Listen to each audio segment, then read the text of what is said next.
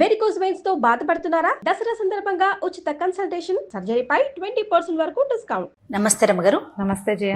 రమ్మగారు, మీరు చిట్టి పొట్టి కథలు కొన్ని చెప్తూ ఉంటారు కదా, కొన్ని ఒక 4-5 భాగాలు ఉండేలాగా చెప్తారు. అలాంటిది ఏదైనా ఇంకొక సిరీస్ ఏదైనా స్టార్ట్ చేద్దామా? ఒక కొత్త కథ చెప్పుకుందాం జయ. తప్పకుండా. ఆల్రెడీ మనం 4-5 ఎపిసోడ్లు వచ్చే కథలు చాలానే చేసాం. అవును, 2 ఎపిసోడ్లు, 3 ఎపిసోడ్లు, 4 ఎపిసోడ్లు అట్లా. ఇది కూడా ఒక 4 లేదా 5 ఎపిసోడ్లు వస్తుంది. 55-56 కాలంలో రచించబడి ప్రింట్ చేయబడిన కథ. కొంచెం పాతదే. కొంచెం పాతదే. రైట్. రైటర్ పేరు అయితే ఇవాళ నాకు జ్ఞాపకం లేదు. మనం 2వ భాగం అప్పుడు నేను రైటర్ పేరు చెప్తాను. అలాంటి బుద్ధిమతీయం ఈ కథ పేరు. బుద్ధిమతి అనే కుర్రవాడి కథ. ఓకే. పూర్వం ఒక రాజుగారు ఉండేవారు. మనుజపురం అనే ఊరికి కరుణాకరుడు అనే ఒక రాజు. అయితే ఈ రాజుగారికి పిల్లలు లేవు. చాలా కాలం సంతానం కలగల. ఆయనకు ఒక మంత్రి ఉండేవాడు, సత్యకీర్తి అని. ఆ సత్యకీర్తికి పిల్లలు లేరు.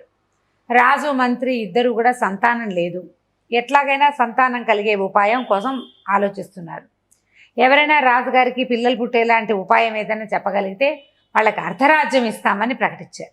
అబ్బా, ఏమీ లాభం లేకపోయింది. అయితే ఏం చేశారంటే ఒక శిలాఫలకం మీద రాయించి చాలా ఊళ్ళకి పంపారు. మనుజపురాధీశ్వరుడైన కరుణాకరునికి సంతానం లేదు, రాజుకి సంతాన ప్రాప్తి కలగజేయగలిగేటువంటి మహానుభావులు ఎవరైనా ఉంటే వారికి అర్ధరాజ్యం ఇవ్వబడుతుంది. మనుజపురాధీశ్వరుని యొక్క మంత్రి సత్యకీర్తి అని రాయించి శిలాఫలకం పెట్టించారు. ప్రజలందరికీ ఏవో చిట్కాలతో అవ్వదు కదా. చిట్కాలతో అవ్వదు. సంతానం కలగకపోవడం అనేది ఒక ప్రత్యేకమైన సమస్య. అది జాతక దోషమో, గ్రహదోషమో, రాజుదో, రాణిదో, దేశానిదో, వాళ్ళ పితరులదో తెలీదు. ఏదో ప్రయత్నిస్తారు, ఏమీ అవటం లేదు. రాజవైద్యులు ఏదో వైద్యాలు చేస్తారు, వీళ్ళు యజ్ఞాలు చేస్తారు, హోమాలు చేస్తారు, ఏమిటో చేసుకుంటూ ఉంటారు. ఏమీ అవల. కానీ ఏమైందట, మంత్ర శివానంద అని ఒక మహాసిద్ధుడు ఒక ఆయన పక్క ఊరిలో ఈ బోర్డు చూశారు. తన శిష్యులతోటి ఈ ఊరు వచ్చారు. ఈ ఊళ్ళో కూడా ఆయనకి ఈ బోర్డు కనపడింది. సరే, అది చూసుకుని ఆయన వచ్చి ఈ మన రాజుగారికి కనపడ్డారు. కనపడేసరికి వీళ్ళు చాలా సంతోషించారు. ఆయన చాలా గొప్పవాడు, తపస్సంపన్నుడు. 3 మంది శిష్యులు ఉన్నారు ఆయనకి. అంతా కలిసే వచ్చారు. ఆయనకి అర్ధరాజ్యం మీద ఆసక్తి లేదు. అర్ధరాజ్యం ఇవ్వటానికైనా అంతా సిద్ధపడ్డారు అంటే ఎంత డెస్పరేట్గా ఉన్నారు సంతానం కోసం వీళ్ళు. పాపం. ఎవరో ఒకళ్ళని దత్తత చేసుకోవటానికి, ఎవరికో రాజ్యం ఇవ్వడానికి ప్రజలు కూడా ఒప్పుకోవట్లేదు. రాజు చాలా గొప్పవాడు, చాలా గొప్ప వంశం వాళ్ళది, చాలా ప్రజారంజకుడైన పాలకుడు ఆయన. ఆయన యొక్క సంతానమే కావాలని ప్రజలు కోరుకోవడంలో పెద్ద ఆశ్చర్యమూ లేదు. కాబట్టి ఈ రాజుకి కొంత మేలు చేయాలని భావించి ఆయన కూడా స్వయంగా బయలుదేరి వచ్చారు. వచ్చేసరికి ఆయన చూసేసరికి పరమేశ్వరుణ్ణే చూసినట్టుగా ఫీల్ అయ్యారు వీళ్ళు. ఎంత ఆనందపడ్డారో అసలు. చాలా అద్భుతమైన స్ఫురద్రూపం, శాంతమూర్తి భవించినట్టుగా ఉన్నాడు. శాంతమే ముని స్వరూపంలాగా ఉందన్నమాట ఆయన రూపం. చాలా ఆనందించారు. అందరూ నమస్కారాలు చేశారు. అయితే ఆయన ఏమన్నాడు, నేను ఏకాంతంగానే ఒక పూజ సలుపుతాను, నాకు ఒక భవనాన్ని కేటాయించండి అన్నారు. రాణి, మంత్రి గారి భార్య అక్కడ ఉండేలాగా ఏర్పరచమన్నాడు. చాలా చక్కగా పెద్ద భవనం. మరి ఏమేం కావాలి మీకు సంభారాలంటే ఏమీ అక్కర్లే, 3 కలశాల నిండా నీళ్లు అని చెప్పాడు. 3 బంగారపు బిందెల నిండా మంచి నీళ్లు పెట్టారు. మామిడాకులు, తమలపాకులు, పువ్వులు అవి అన్నీ ఏర్పరిచి పని వాళ్ళంతా వెళ్ళిపోయారు. ఈయనకి సహాయంగా రాణిగారు, మంత్రి గారి భార్య, ఆవిడకి సహాయంగా వాళ్ళిద్దరు ఉన్నారు. సరే, ఏమైంది, ఈయన చాలాసేపు జపం చేసి ఈ 3 కలశాలని అభిమంత్రించారు. ఈ 3 కలశాల్లో నుంచి నీరెత్తి ఒక కలశంలో పోశారు. పోసి రాణిగారికి ఆ కలశాన్ని చేతిలో పెట్టారు. ఈ నీరు సేవించండి, మీ సంతానం కలుగుతుంది. అక్కడి నుంచి పక్కనే నిలబడింది కదా ఆవిడ, మంత్రి గారి అమ్మ నీకు సంతానం లేనట్టుందంటే లేదండి. ఆయన ఏం చేశాడంటే ఈ రాణిగారికి చెంపిస్తూ ఒక తమలపాకు తీసుకుని తన కమండలంలోంచి ఒక చుక్క నీటిని దీంట్లో తిలకరించి ఆకు మడతపెట్టి ఆవిడ చేతిలో పెట్టాడు. కంటి సేగ చేశాడు, ఇది తీసుకో అని. నిశ్శబ్దంగా ఆవిడ అది ఆ తమలపాకుని స్వీకరించింది. విడేం అంటే చిలక, తమలపాకు చిలక అనమాట. అందులో మంత్రపూతమైన జలాన్ని వేశాడు.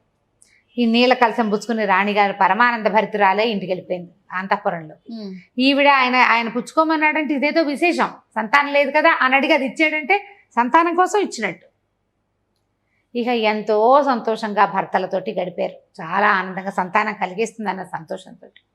కాలక్రమాన రాజుగారి భార్య గర్భవతి అయింది, మంత్రి గారి భార్య గర్భవతి అయింది. 9 నెలలు నిండాయి, ప్రజలంతా ఆనందంతో పండగ చేసుకున్నారు. రాజుగారి ఇల్లు పండింది, మంత్రి గారి ఇల్లు పండబోతోంది. సరే, 10 మాసాలు వచ్చాక రాణిగారికి పరమాద్భుత సౌందర్యవతి అయిన ఒక కుమార్తె కలిగింది. మంత్రి గారికి చాలా స్ఫురద్రూపంతో ఉన్నటువంటి ఒక పిల్లవాడు కలిగాడు. రాజుగారి అమ్మాయికి తమ విజయాలకి మూల కారణం కాబోతోంది ఈ పిల్ల అని విజయకుమారి అని పేరు పెట్టారు.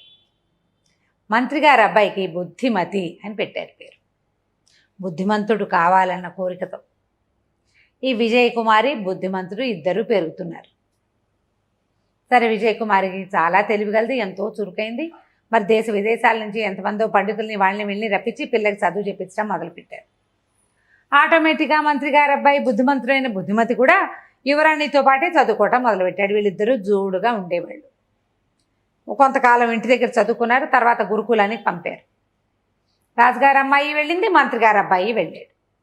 వీళ్ళిద్దరూ ఎడబాయని జంటలాగా ఉండటం వాళ్ళకి అలవాటైంది. ఇట్లా పిల్లాడు కలిసి ఉండటం ఏమిటని వాళ్ళు అనుకోలే, ఎవరు భావించలా. మొదట చిన్నపిల్లలుగా ఉండగా కలిసి ఆడుకునేవాళ్ళు, చదువుకునేవాళ్ళు, నేర్చుకునేవాళ్ళు, కొట్టుకుని తిట్టుకుని కలిసి ఉండేవాళ్ళు. క్రమంగా ఏమైంది, 14-15 వచ్చేసరికల్లా నువ్వు లేక నేను లేను అనుకోవటం మొదలుపెట్టారు వాళ్ళిద్దరు. ఈ సంగతి ఇటు రాజుకి తెలీదు, అటు మంత్రికి తెలీదు. టీనేజ్లో ఉన్న పిల్లలకి ఒకళ్ళ మీద ఒకళ్ళకి ఆకర్షణ ఉండటం అత్యంత సహజమైంది. చిన్నతనం నుంచి ఉండేసరికల్లా వాళ్ళకి వీళ్ళు తప్పిస్తే ఇంకో ప్రపంచం లేదన్నట్టుగా అయింది. వీళ్ళిద్దరూ ఒకళ్ళనొకళ్ళు కావాలనుకోవటం మొదలుపెట్టారు. 18 ఏళ్ళు వచ్చేసినాయి. ఒకసారే పుట్టారు వాళ్ళు, ఓసారే కదా వరం పొందారు. సరే, ఈ లోపల ఈ పిల్లాడు పెరిగే లోపల వాళ్ళు ఏం చేశారు, ఈ సంతానం కలగంగానే పరమాత్మ సంతోషంతో ఆయన మంత్ర శివానందకి అర్ధరాజ్యం తీసుకోమన్నారు. ఆయన రాజ్యం ఎందుకు నాయన, మీకు సహాయం చేయడానికి వచ్చాను, నాకు వద్దన్నాడు ఆయన. అట్లా కాదని చాలా బతిమలాడారు. అర్ధరాజ్యం ఇవ్వడానికి ఒప్పుకున్నాం మేమంటే, అలా కాదు, సరే అర్ధరాజ్యం నాదనుకోండి, ఏదైనా ఇచ్చి నా దగ్గర నుంచి కొనుక్కోండి అన్నాడు. అలా చేస్తారు మామూలుగా. అప్పుడు ఆయనకి వెలలేని రత్నరాశులు ఇచ్చి అర్ధరాజ్యాన్ని మళ్ళీ వెనక్కి తీసుకున్నారనమాట. రత్నరాశులు పుచ్చుకుని మంత్ర శివానంద గారు వెళ్ళిపోయాడు అక్కడి నుంచి. ఓహోహో. ఈ పిల్లల దారిని పిల్లలు పెరిగేశారు. కొంచెం వయసు వచ్చింది, రాజకుమారికి యుక్త వయసు వచ్చింది, వివాహం చేయాలని సంకల్పించారు. పిల్లాడు నాడు వీడికిచ్చి పెళ్లి చేద్దాం అనుకున్నాను. మంత్రి కొడుకు ఇవ్వాలని ఏ రాజు అనుకుంటాడు? అంతే కదా. రాజకుమార్తెను ఇంకో రాజుగారి అబ్బాయికి ఇవ్వాలి, ఇంకో రాజుకి ఇవ్వాలి. ఈ ప్రయత్నం చేయటం మొదలుపెట్టారు. ఈ ప్రయత్నాల్లో ఉండేసరికి వీళ్ళిద్దరూ మాట్లాడుకున్నారు. మీ నాన్న నీకు రేపో మాపో పెళ్లి చేస్తాడు, ఇంతే నువ్వు నేను విడిపోతామంటాడు బుద్ధిమతి. సచ్చినా నేను నిన్ను వదిలిపెట్టను, నీతోటే నా జీవితం అంటుంది విజయకుమారి. ఇది సాధ్యపడదు, మన ఇద్దరికి ఒకళ్ళ మీద ఒకళ్ళకి మనసు ఉంది, కానీ మీ నాన్న ఒప్పుకోడు. మంత్రి కొడుకు ఇవ్వడానికి ఏ రాజు ఒప్పుకోడు. మనం కలిసి ఉండటం వల్ల ఇలా మనకు ఒక మనసు అయ్యింది, కానీ ఇది జరిగే వ్యవహారం కాదంటాడు. విజయకుమారిని జరిగేలా చేస్తా, నేను జరిగేలా చేస్తాను. ఇద్దరు ఈ విషయం మీద మాట్లాడుకుంటూ ఉండేవాళ్ళు. ఆ అమ్మాయికి రకరకాల పెళ్లి సంబంధాలు వస్తున్నాయి, వీళ్ళు ఆలోచించుకుంటున్నారు. ఎలా మంత్రి గారు అబ్బాయి రాజుగారు అల్లుడవుతాడో చూద్దాం మళ్ళీ భాగంలో మనం. తప్పకుండా అండి, చాలా ఇంట్రెస్టింగ్ అనిపిస్తుంది రమ్మగారు. ఓకే, నమస్తే అండి. నమస్తే జీ. రమ్మగారు, మనం బుద్ధిమతీయం అని కొత్త సిరీస్ ఒకటి స్టార్ట్ చేసాం. మొదటి భాగం కూడా చెప్పారు, మరి రెండో భాగంలోకి వెళ్దామా? బుద్ధిమతి అనే కుర్రాడు, విజయకుమారి అనే రాజకుమార్తె, వీళ్ళిద్దరూ ఫ్రెండ్స్, పెళ్లి చేసుకోవాలనుకుంటున్నారు. యుక్త వయసులోకి వచ్చారు. పెళ్ళి అయితే రాజకుమార్తెకి సంబంధాలు చూస్తున్నారు. ఈ కుర్రాడికి ఇచ్చే ఉద్దేశం రాజుకి ఏమీ లేదు. రాజుగారి అమ్మాయిని రాజుగారి అబ్బాయికి ఇవ్వాలి అంతే. మంత్రి కుమారుని చాలా ప్రేమగా చూసుకున్నాడు రాజుగారు. నిజానికి తనకు కొడుకులు లేరు, ఈ పిల్లవాడంటే ముద్దే వాళ్ళకి, కానీ వీడికి ఇచ్చి పెళ్లి చేసే ఊహ మాత్రం లేదు. వీళ్ళిద్దరూ మాట్లాడుకున్నారు. సరే, అమ్మాయి ఏమంటుందంటే, వాడు నేను జీవితంలో వదిలిపెట్టను అన్నాడు. జీవితంలో వదిలిపెట్టావు సరే, కానీ నాకు సవితి పోరు ఉంది నా జాతకంలో, కాబట్టి నువ్వు ఇంకోసారి కూడా పెళ్లి చేసుకోవాల్సే వస్తుంది. మన ఇద్దరికి పెళ్ళైనా నీకు ఇంకో పెళ్ళి అవుతుంది. నా జాతకంలో సవితి ఉంది. రాజకుమార్తెలకి సవితులు ఉండటం చాలా సహజమైన సంగతి. ఎందుకంటే రాజులు 2, 3, 6 16-30 పెళ్ళిళ్ళు కూడా చేసుకుంటారు. ఎన్ని పెళ్ళిళ్ళైనా చేసుకోవచ్చు. అవును. అయితే వీళ్ళిద్దరు మాట్లాడుకునేటప్పుడు అమ్మాయి ఏమందంటే, ఇప్పుడు ఈ పెళ్ళిగోలు ఎందుకు, మనం ఎక్కడికైనా దేశాటనకి వెళ్దాం, ప్రపంచాన్ని తెలుసుకుందామని అన్నది. అనేసరికి ఇతను అన్నాడు, పెళ్లి చేసుకో, అంత సులువు అనుకుంటున్నావా దేశాటన? అక్కడేం హంసతూలు కతల్పాలు ఉంటాయా, రోడ్ల మీద గుర్రాల మీద తిరగాలి, ఎందుకు వచ్చింది? మీ నాన్న నిన్ను పంపిస్తాడా దేశాటనకి? దేశాటన కష్టం. ఒకవేళ ఆయన పంపినా దేశాటన కష్టం. వాళ్ళు పంపకపోతే వాళ్ళకి చెప్పకుండా మనం వెళ్తే వెతుక్కుంటూ వచ్చేస్తారు. లేక పుట్టిన కూతురువి, నిన్ను ఎక్కడికి పంపించరు. జీవితం ఇంత సులువుగా ఉండదు. దేశాటన అనేది సులువైన వ్యవహారం కాదు. ఎక్కడ తింటామో, ఎక్కడ పడుకుంటామో, ఎక్కడికి వెళ్తామో ఏమీ తెలియకుండా ఉంటుంది. మగవాళ్ళ వల్లే కష్టం, ఆడాళ్ళకి మరీ కష్టం. అలాంటి ఆలోచన పెట్టుకోవద్దు అన్నాడు. ఈ అమ్మాయి ఊరుకుంది. కానీ ఆ అమ్మాయికి దేశాటన మీద కొంచెం సరదా ఉంది. ఎక్కడికైనా వెళ్ళాలి, చెప్పకుండా వెళ్ళాలి, అలాంటి కోరికలు ఉన్నాయి. అది కుదిరే వ్యవహారం కదా, ఈ అబ్బాయి ఒప్పుకోవటంలా.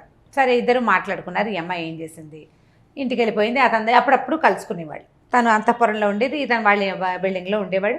ఎప్పుడైనా రహస్యంగా కలుసుకుంటూ ఉండేవాళ్ళు. అయితే రాజుగారి దగ్గరికి బోలెడన్ని రాజకుమారుల ఫోటోలు వస్తున్నాయి. ఏ ఫోటో చూసినా ఆయనకి తన పిల్లకి తగినట్టుగా అనిపించేవాడు కాదు. రోజులు గడుస్తున్నాయి. కానీ ఫోటోలు కొన్ని అమ్మాయి దగ్గరికి వచ్చింది, కొన్ని అమ్మాయి వద్దనేది. చిత్రపటాలు, ఫోటో అంటే పిక్చర్స్ కాదుగా, చేత్తో వేసినవి. అయితే ఈ అమ్మాయి ఏమనుకుందంటే, ఇట్లా ఏవో ఒకటి వస్తూనే ఉంటాయి, వీళ్ళని ఆపాలంటే ఒక ఐడియా వేద్దామని ఏం చేసింది, ఆ అమ్మాయి సొంతంగా బొమ్మలు ఇస్తుంది బాగా. ఈ మంత్రి కుమారుడికి దగ్గర పోలికలో ఉండేలాగా ఒక చక్కటి చిత్రం వేసి, వాడిదే డైరెక్ట్గా కాకుండా కొంచెం కాస్త అటు ఇటుగా, అక్కడి నుంచి హెయిర్ స్టైలు అవి కొంచెం మార్చింది, కాస్త మీసాలు పెట్టింది.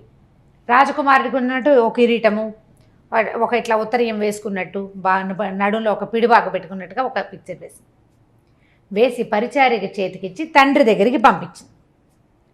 ఆ పిక్చర్ చూడగానే అబ్బా ఎంత బాగున్నాడు అనుకున్నారు వాళ్ళేమో. చాలా బాగున్నాడు. ఇంతకీ ఈ అబ్బాయి ఎవరు? పరిచారిక ఏమందంటే, ఈ అబ్బాయి కుంతల పురాధీశ్వరుడైన చిత్రసేన మహారాజు కుమారుడు శమరసింహుడు అని చెప్పింది. ఈయన ఆశ్చర్యపడి, అదేమిటి కుంతల ప్రభువులకి మగపిల్లలు లేరు కదా, ఒకతే పిల్ల ఉందని గుర్తుంది నాకు అన్నాడు. అనేసరికి, అదేమిటి పిల్లాడు లేకపోతే ఫోటో ఎలా వస్తుందండి అంది పరిచారిక.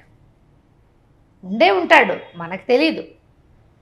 సరే, ఈ అబ్బాయి ఒకడైనా ఇంకా పిల్లలు ఉన్నారంటే, ఒక పిల్ల ఉంది, ఆవిడ పేరు వసుంధరాదేవి, కూతురుంది. ఆవిడే ఈ చిత్రాన్ని మనకి పంపించింది అని చెప్పింది పరిచారిక. దానికి చెప్పబడిన మ్యాటర్ అనమాట. ఈయన అనుకున్నాడు, ఎంత పండులా ఉన్నాడు పిల్లాడు, ఎంత బాగున్నాడు, ఎంత రాజసం ఉట్టిపడుతుంది, మన పిల్లకి ఫోటో పక్కన పెడితే అసలు చక్కగా మ్యాచ్ అంటే మేడ్ ఫర్ ఈచ్ అదర్ లాగా ఉంటారని కూతురు పిక్చర్ కూడా తెప్పించి 2 పక్క పెట్టి చూసుకున్నారు. ఎంత బాగున్నాడో, చెప్పరాని సౌందర్యం. అబ్బాయి బుద్ధిమతి, చాలా అందగాడు. అందగాడికి ఇంకా కోర మీసాలు, తలపాగాలు పెట్టేసరికి వాడు అందం ఇంకా ద్విగుణీకృతం అయిపోయింది. అక్కడి నుంచి ఏమైంది, ఆ ఫోటోని రాజకుమార్తెకి పట్టుకొచ్చారు.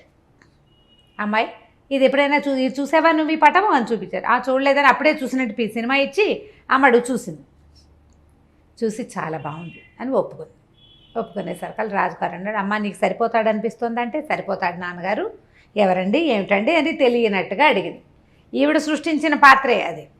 ఫలానా కుంతలపురాధీశ్వరుడి కుమారుడు శమరసింహుడు బాగున్నాడండి అనగానే వెంటనే ఎవర్రా అక్కడ అని పిలిచేసి ఒకడిని, కుంతలపురానికి వెళ్ళు, రాణి వసుంధరాదేవి, యువరాణి వసుంధరాదేవి దగ్గరికి వెళ్ళి, వాళ్ళ సోదరుడు శమరసింహుడికి మా పిల్లని ఇవ్వడానికి ఎలాంటి అభ్యంతరమూ లేదని, శమరసింహుడిని మన రాజకుమార్తె వరించిందని చెప్పి వాళ్ళ దగ్గర అధికార రాజముద్ర వేయించుకునిరా అని చెప్పారు.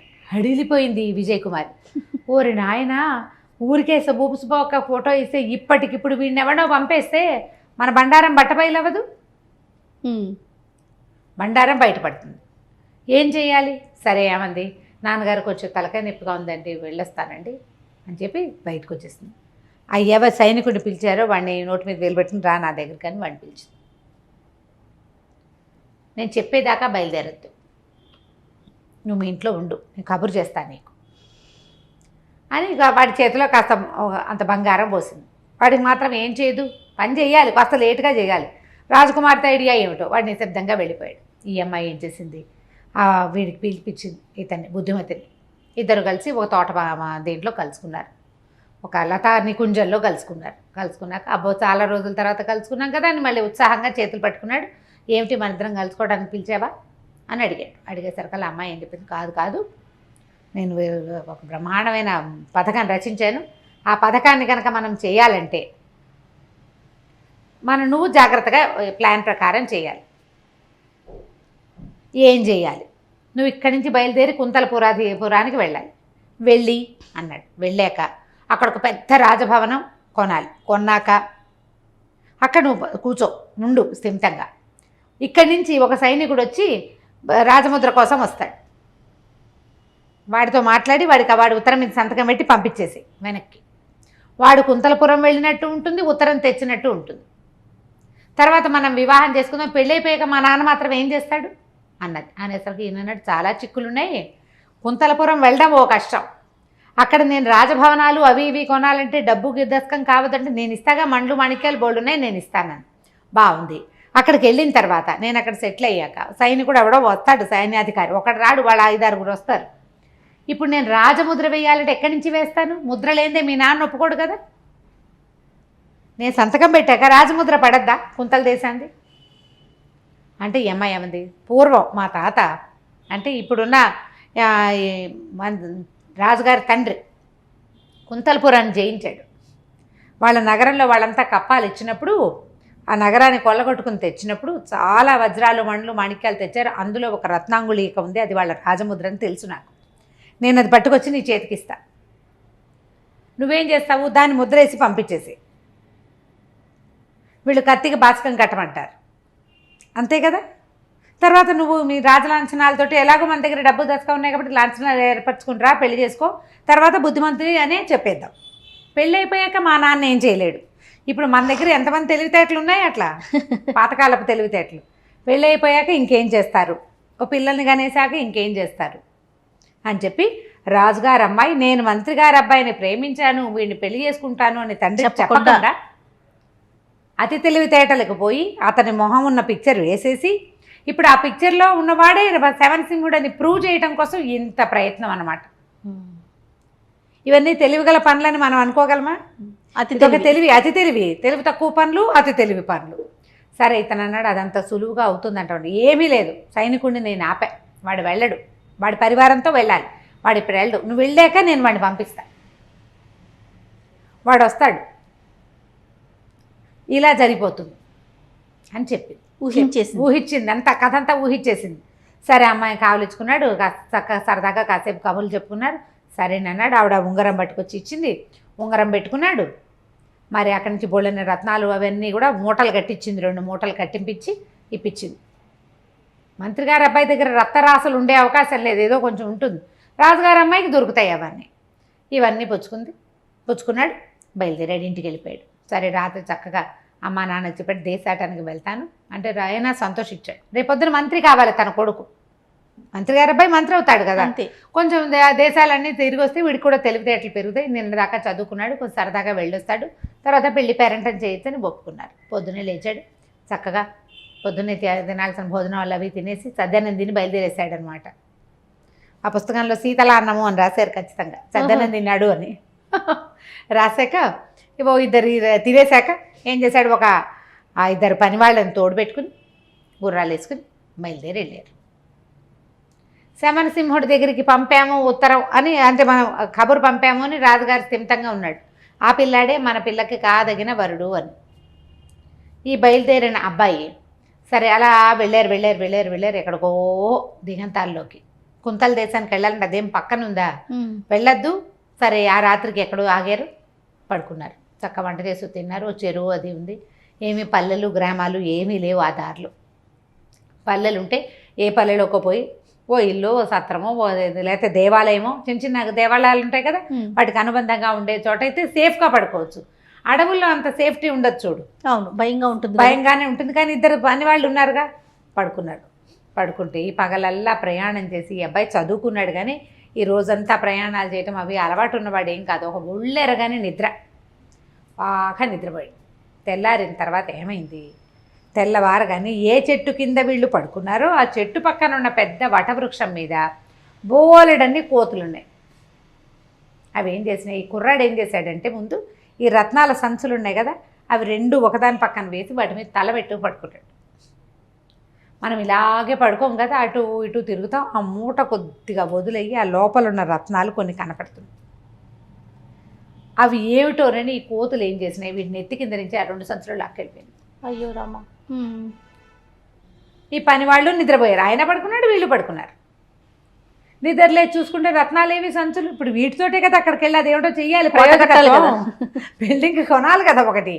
తెల్లబోయారు, వెతికారు, అటు ఇటు 1 కిలోమీటర్ అన్ని పక్కలకి వెతికారు, ఏమీ కనపడలేదు. అవి ఎలా పోయాయో కూడా వాళ్ళకి తెలియదు. మనుషులు వచ్చిన ఆనవాళ్ళు అయితే లేవు. రాత్రి పడుకునేదాకా ఎవ్వరూ రాకపోతే అర్ధరాత్రి నట్టడవిలో ఏ దొంగలు వస్తారు? దొంగలు రారు. దొంగలు వస్తే వీళ్ళ ఒంటి మీద ఆభరణాలు కూడా పోవాలి. ఒంటి మీద ఉన్న ఒంటి మీదే ఉన్నాయి, సంచులు మాత్రం లేవు. వెతుక్కున్నారు. ఇప్పుడు ఏం చేయాలి, నెత్తి మీద చేతులు పెట్టి కూర్చున్నాడు. ఒక రోజంతా ప్రయాణం చేసి వచ్చేసాం. యువరాణేమో తన మీద బోల్డ్ ఆశలు పెట్టి కూర్చుంది. అక్కడికి వెళ్ళి అదేదో చెయ్యాలి. మళ్ళీ వెనక్కి వెళ్ళి ఒట్టి చేతులతో ఎలా వెళ్ళాలి? నెత్తి మీద చేతులు పెట్టుకుని కూర్చున్నాడు దిగులుగా. ఏం చేశాడో వచ్చే భాగంలో తెలుసుకుందాం మనం. తప్పకుండా అండి. రైట్ రమ్య గారు. నమస్తే జయం. రమ్య గారు, మనం బుద్ధిమతి సిరీస్లో ఉన్నాము. 2 భాగాలు అయిపోయినాయి, 3వ భాగంలో ఉన్నాము. మంత్రి గారు అబ్బాయి అడవిలో పడుకున్నాడు. ఈ నెత్తి కింద పెట్టుకున్న రత్నాల సంచుల్ని కోతులు ఎత్తుకుపోయినాయి. వెతికారు దొరకలేదు. సరే ఇంకేం చేస్తారు, వెనక్కి వెళ్ళటం ఇష్టం లేదు. కొంచెం సామాన్లు ఉన్నాయి. ఈ అబ్బాయి వెతుకుంటున్నాడు, దిగులు పడ్డాడు, వెంకబెట్టుకున్నాడు, ఆలోచించాడు. కొంచెం వీళ్ళు ఏం చేస్తారు, సామాన్లు అన్నీ తెచ్చుకున్నారు వంట చేసుకోవడానికి. ముందు రోజు రాత్రి కూడా వండుకుని తిన్నారు వాళ్ళు. సరే పని వాళ్ళు ఏదో కొద్దిగా వండారు, బయలుదేరారు. ముందుకే వెళ్దాం, చూద్దాం ఏం జరుగుతుందో. ఇక వెనక్కెళ్ళ బుద్ధి కాల అతనికి. ఏదైతే అదవుతుందో ఒక ప్రయత్నం చేద్దాం అనుకున్నాడు. ముందుకెళ్తున్న కొద్దిగా ఏమైంది, వానలోకి ప్రవేశించినట్టుగా అయింది. మబ్బులు బట్టి చిన్న వాన వాన వాన వాన క్రమంగా అట్లాగే ఏదైనా పల్లె కనపడుతుందేమో, ఎక్కడికైనా వెళ్ళి తలదాచుకోవచ్చు. అడవిలో తలదాచుకోవటం ఎట్లా కుదురుతుంది? అంతేగా. ఏ చెట్టు కింద ఉంటారు. పిడుగు పడితే చెట్ల మీద. అడవి ఆనలు వచ్చేటప్పుడు ఎప్పుడూ చెట్ల కింద దించకూడదు. అవును, పిడుగు పడే ప్రమాదం ఎక్కువగా ఉంటుంది, చెట్ల మీద పడతాయి అవి. దాంతో ఇంకా ముందుకు నడవగా ఏమైంది, పైనుంచి ఒక పెద్ద జలపాతం తోసుకొచ్చేస్తోంది. కనిపిస్తోంది వీళ్ళకి. ఈ సైనికులు 2 ఉన్నారు కదా, వాళ్ళు ఏం చేశారు, గుర్రాలను వదిలిపెట్టేశారు. చెక్మని దొరికిన 2 చెట్లని ఎక్కేశారు. వాళ్ళు ఇట్లా దగ్గరగా లేరు.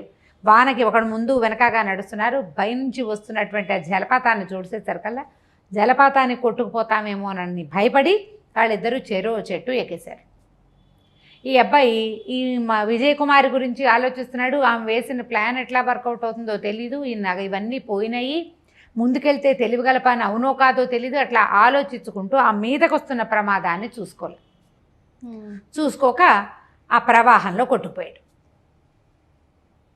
ఇప్పుడు ఇంతకుముందు రత్నాలు పోయినాయి, కానీ పనివాళ్ళు ఉన్నారు, వంట సామాన్లు, తిండి ఉంది. ఇప్పుడు పనివాళ్ళు 2, సైనికులు 2 ఇక్కడే ఉండిపోయారు. సామాన్లు ఇక్కడే ఉండిపోయినాయి. అవి ఉండిపోయినాయో పోయినాయో తెలీదు. వాళ్ళిద్దరూ చెట్ల మీద ఉన్నారు, వీడు మాత్రం నీళ్ళలో కొట్టుకుపోయాడు.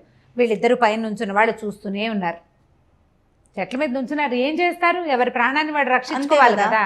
ప్రాణాపన్న సమయంలో ఇక ఏమీ పట్టించుకోరు కదా, చూస్తున్నారు అంతే. అయ్యో అనుకున్నారు. ఇక ఏం చేయలేదు. ఒకళ్ళని చూసి ఒకళ్ళు కళ్ళనీళ్ళు పెట్టినారు. వెళ్ళి మంత్రి గారికి చెప్పద్దు, మీ అబ్బాయి నీటిలో కొట్టుకుపోయాడండి అని చెప్పాలి కదా. అలాగే కూర్చుండిపోయారు. ఈ కొట్టుపోయి ఎక్కడికో కొన్ని చెట్ల దగ్గరికి వెళ్ళేసరికి స్లో అయ్యింది. ఈ లోపల వాన తగ్గింది. ఆ ప్రవాహంతో కొట్టుకుపోయిన వీడు ఒక తోట దగ్గర, తోటలాగా ఉంది, అడవే కానీ కొంచెం ప్రత్యేకంగా పెంచబడినట్టుగా ఉంది, అక్కడ తీరానికి చేరి పడిపోయాడు. అతను కొంచెం ఈతొచ్చు కాబట్టి ఎంతో కొంత చచ్చేపోకుండా, బెదరకుండా, నీటికి అంత ఫోర్స్ వస్తే బెదిరిపోతారు. అవునవును. ఈత వచ్చిన వాడు కొంత యుద్ధ విద్యలు నేర్చుకుని ఉన్నవాడు కదా, దాంతో ఏదో దొంగ పట్టుకుని ఎట్లాగొట్లా ఓ పక్కకి చేరాడు.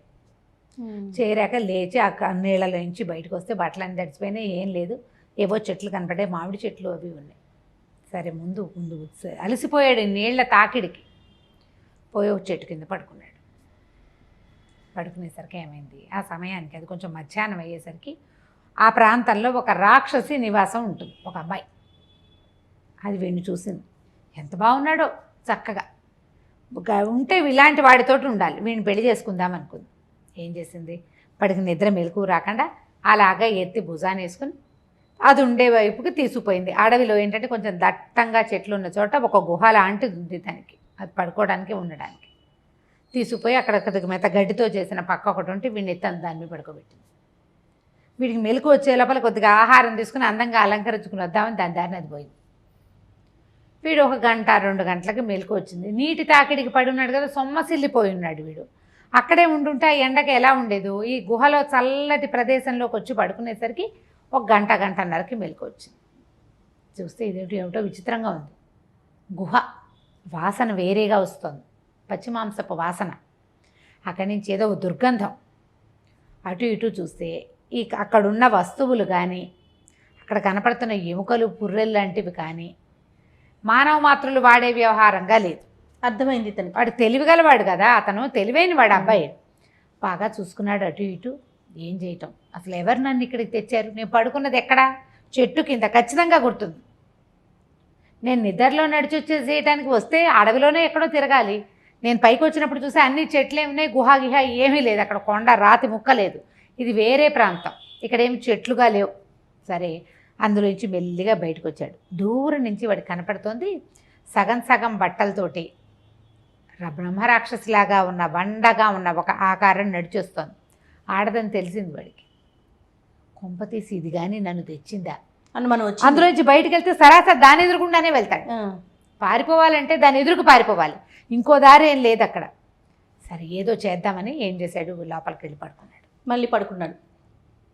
దగ్గరికి రానివ్వాలి. ఒకవేళ తినేసేదనుకో అక్కడే విరుచుకు తినేది, ఇక్కడికి ఎందుకు తెస్తుంది? ఏదో వేరే ఆలోచన ఉంది. ఎలాగైనా చచ్చేదే, బయటికి వెళ్ళినా చచ్చిపోతాం, దానికి దొరికేస్తాను. అదేదో లోపలే ఉండి చూద్దాం అనుకున్నాడు. పడుకునే ఉన్నాడు. అది లోపలికి వచ్చింది. వచ్చాక దగ్గరకు వచ్చి ఇట్లా మొహంలో మొహం పెట్టి ఇలా కలిపిందనమాట. అది ఏం చేసింది, గుమ్మం దాకా వచ్చాక ఈ రాక్షసు వేషంలో ఉంది కదా, పైన ఒక చిన్న వస్త్రం కట్టుకుని, మొలకు ఒక గడ్డి మోపులు లాంటితోటి కట్టుకుని, చేతిలో ఒక పుర్రె, ఒక జంతువు తాలూకు అవశేషం, ఒక గద పట్టుకుని నడిచి వచ్చింది. అక్కడి నుంచి గుమ్మంలోకి రాగానే అవతారం మార్చేసుకుంది. చక్కగా అందమైన అమ్మాయిలాగా తయారైంది. వేషం మార్చుకోగలదన్నమాట. లోపలికి వచ్చింది. ఇక్కడ ఇంకో మనిషి మాత్రుడు లేడా? అంత దూరాన ఒక రాకాసి కనపడింది, ఆడది.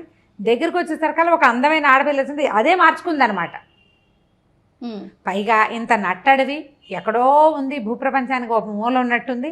ఇందులో అందంగా అలంకరించుకుని పువ్వులు పెట్టుకుని మెడలో అవి ఇవి వేసుకుని అందగత్తలు ఎట్లా వస్తారు? వీడు తను విన్న రకరకాల కథలన్నీ గుర్తు చేసుకుని, ఓహో ఆ రాకాసే ఈ వేషం వేసింది అనుకున్నాడు. సరే, వచ్చి ఇట్లా మొహంలో మొహం పెట్టి చూసి, చక్కగా తాంబూలపు వాసన వస్తోంది, పువ్వుల వాసన. అప్పుడే వెలుకు వచ్చినట్టు చూసి, ఎవరు నువ్వు అన్నాడు. అనేసరికి లేచావా అంది. లేచాను, కానీ నువ్వెవరు, ఇంత అడవిలో ఎలా ఉన్నావు నువ్వు అన్నాడు. అయితే ఆవిడ ఏం చెప్పింది, మరి నా పేరు సుశీల, నేను ఇక్కడే ఉంటానంది. నట్టడవిలో ఎలా ఉంటావు, మనిషివి కాదు నువ్వు అన్నాడు. అనగానే తెలిసింది వీడికి, అర్థమైందని. మనిషిని కాదు, ఇక్కడ కాలాంతకుడని ఒక రాక్షసుడు ఉన్నాడు, మా నాన్న, నేను ఆయన కూతుర్ని, నా పేరు సుశీల. మరి నేను వలిచాను, నువ్వు నాకు నచ్చావు, అందుకని నేను నిన్ను ఇక్కడికి తీసుకొచ్చాను అనేసరికి తెల్లబోయాడు. రాక్షసులకి మనుషులకి పెళ్ళేమిటి, నువ్వు నన్ను వలచటం ఏమిటి? నీ ఒరిజినల్ సహజమైన స్వరూపాన్ని చూపించాక నీకు నాకు సరిపోతుందో లేదో ఏదైనా అర్థం ఉంటే చూసుకో, తెలుస్తుంది నీకు అన్నాడు. అనేసరికల్లా అలా ఏముండదు, నేను మనుషులు కావాలనుకుంటే మనుషులాగా మారిపోతా, నా రూపం నాకు ఉంటుంది. మరి నువ్వేం తింటావు, నాలాగా అన్నం పప్పు తింటావా అన్నాడు. కాదు, నాకు కావాల్సిందే తింటాను, నా తిండి నాది, నీతో ఉన్నప్పుడు నీతో ఉన్నట్టు ఉంటాను అనేసరికల్లా అవన్నీ కుదరవు, నాకు వేరే పని ఉంది అన్నాడు. అనేసరికల్లా నీవు ఏదైనా చేయగలవా, నీకేమైనా తెలుసా, ఇలాంటి మాటలు వచ్చినాయన్నమాట. వచ్చేసరికల్లా ఆ అమ్మాయి ఏమంది, నాకెందుకు తెలీదు, నాకు సమస్తము తెలుసు, నీ విజయకుమారి గురించి కూడా తెలుసాను, కానీ వీడు తెల్లబోయాడు. అంటే నీకు ఎలా తెలిసింది అని. ఆ అమ్మాయి ఏమందంటే, నాకు ఏదైనా తెలుసుకునే విద్య ఉంది. మరి విద్య ఉన్నదాన్ని నువ్వు అడవిలో ఎందుకున్నావు, మీ వాళ్ళు ఎవరు లేరేమిటన్నాడు. నాకు ఇలా బోల్డు విద్యలు వచ్చు కాబట్టి ఊళ్ళో ఉంటే నాలాంటి దాంతో కష్టమని మా నాన్న నన్ను అడవిలో ఉండమన్నాడు. అడవి దాటి ఊళ్ళోకి వెళ్ళకూడదు, నేను ఇక్కడికి వచ్చిన వాటితో ఆహారంగా తీసుకుంటా, నువ్వు నాకు నచ్చావు, నన్ను పెళ్లి చేసుకో అనేసరికి ఇతను అన్నాడు, నీకు అంత శక్తి ఉంటే నన్ను మరి అక్కడికి పంపిస్తావా అన్నాడు. కుంతలపురం ఉంది కదా, అక్కడికి వెళ్ళాలి కదా, అక్కడికి వెళ్ళాలి నేను కుంతలపురానికి, నన్ను కుంతలపురం చేర్చమన్నాడు. అనేసరికల్లా మరి రత్నాలో అవద్దా అంత అనేసరికల్లా నీకు అది కూడా తెలుసు అన్నాడు. నాకు సమస్తమో తెలుసు, అన్నీ తెలుసు, నాకు నన్ను పెళ్లి చేసుకో, నాతో ఉండు అనేసరికల్లా వీడు నిర్ఘాంతపోయాడు. నీకు అది తెలిసినప్పుడు నన్ను అక్కడ చేర్చొచ్చు కదా నువ్వు అన్నాడు. అప్పుడు చెప్పిందనమాట, నాకేం తెలుసు నువ్వు ఒప్పుకుంటావో ఒప్పుకోవో అని ఇదంతా కథ అంతా చెప్పేసేసాడనమాట. అని చెప్పాను, నువ్వు ఆ చెట్టు కింద పడుకున్నావు కదా, నువ్వు కలవరిస్తున్నావు, విజయ్ కుమార్ అంటావు, కుంతలపురం అంటావు, రత్నాలు అంటావు. ఈ 3 వాక్యాలు నాకు తెలుసు. దానివల్ల నేను కథ ఊహించాను. నువ్వు విజయ్ కుమార్ని గెలవడానికి కుంతలపురం బయలుదేరావు, రత్నాలు పట్టుకున్నావు, ఆ రత్నాలు పోయినాయి, అది నీ దిగులు. నీకు రత్నాలు వద్దు, కుంతలపురం వద్దు, విజయ్ కుమార్ వద్దు, నేనుంటే చాలు, నాతో ఉండు అనేసరికి ఒప్పుకోలే అతను. నీకు అవన్నీ తెలిసినా తెలియపోయినా నేను నీతో ఉండే ప్రసక్తి లేదు, నేను పెళ్లి చేసుకోను, నేను విజయ్ కుమార్నే పెళ్లి చేసుకుంటా, కుంతలపురమే వెళ్తా, రత్నాలు ఉండా లేకపోయినా వెళ్ళిపోతా అనేసరికల్లా అమ్మాయి ఒప్పుకోలే. 2 పీకింది చెంపకాయలు, చెప్పిన మాట వినమని. వాడు నేను చచ్చినా వినన్నాడు. అక్కడి నుంచి తినేస్తాను నిన్న, నువ్వు తినేసినా సరేనన్నాడు. అయితే వీడు పడుకున్నాడు, కానీ వీడికి ఓరలో ఓ చిన్న పిడికత్తి అవి ఉన్నాయి. ఆ కత్తి పుచ్చుకుని అమ్మాయి మీద కలబడిపోయాడు.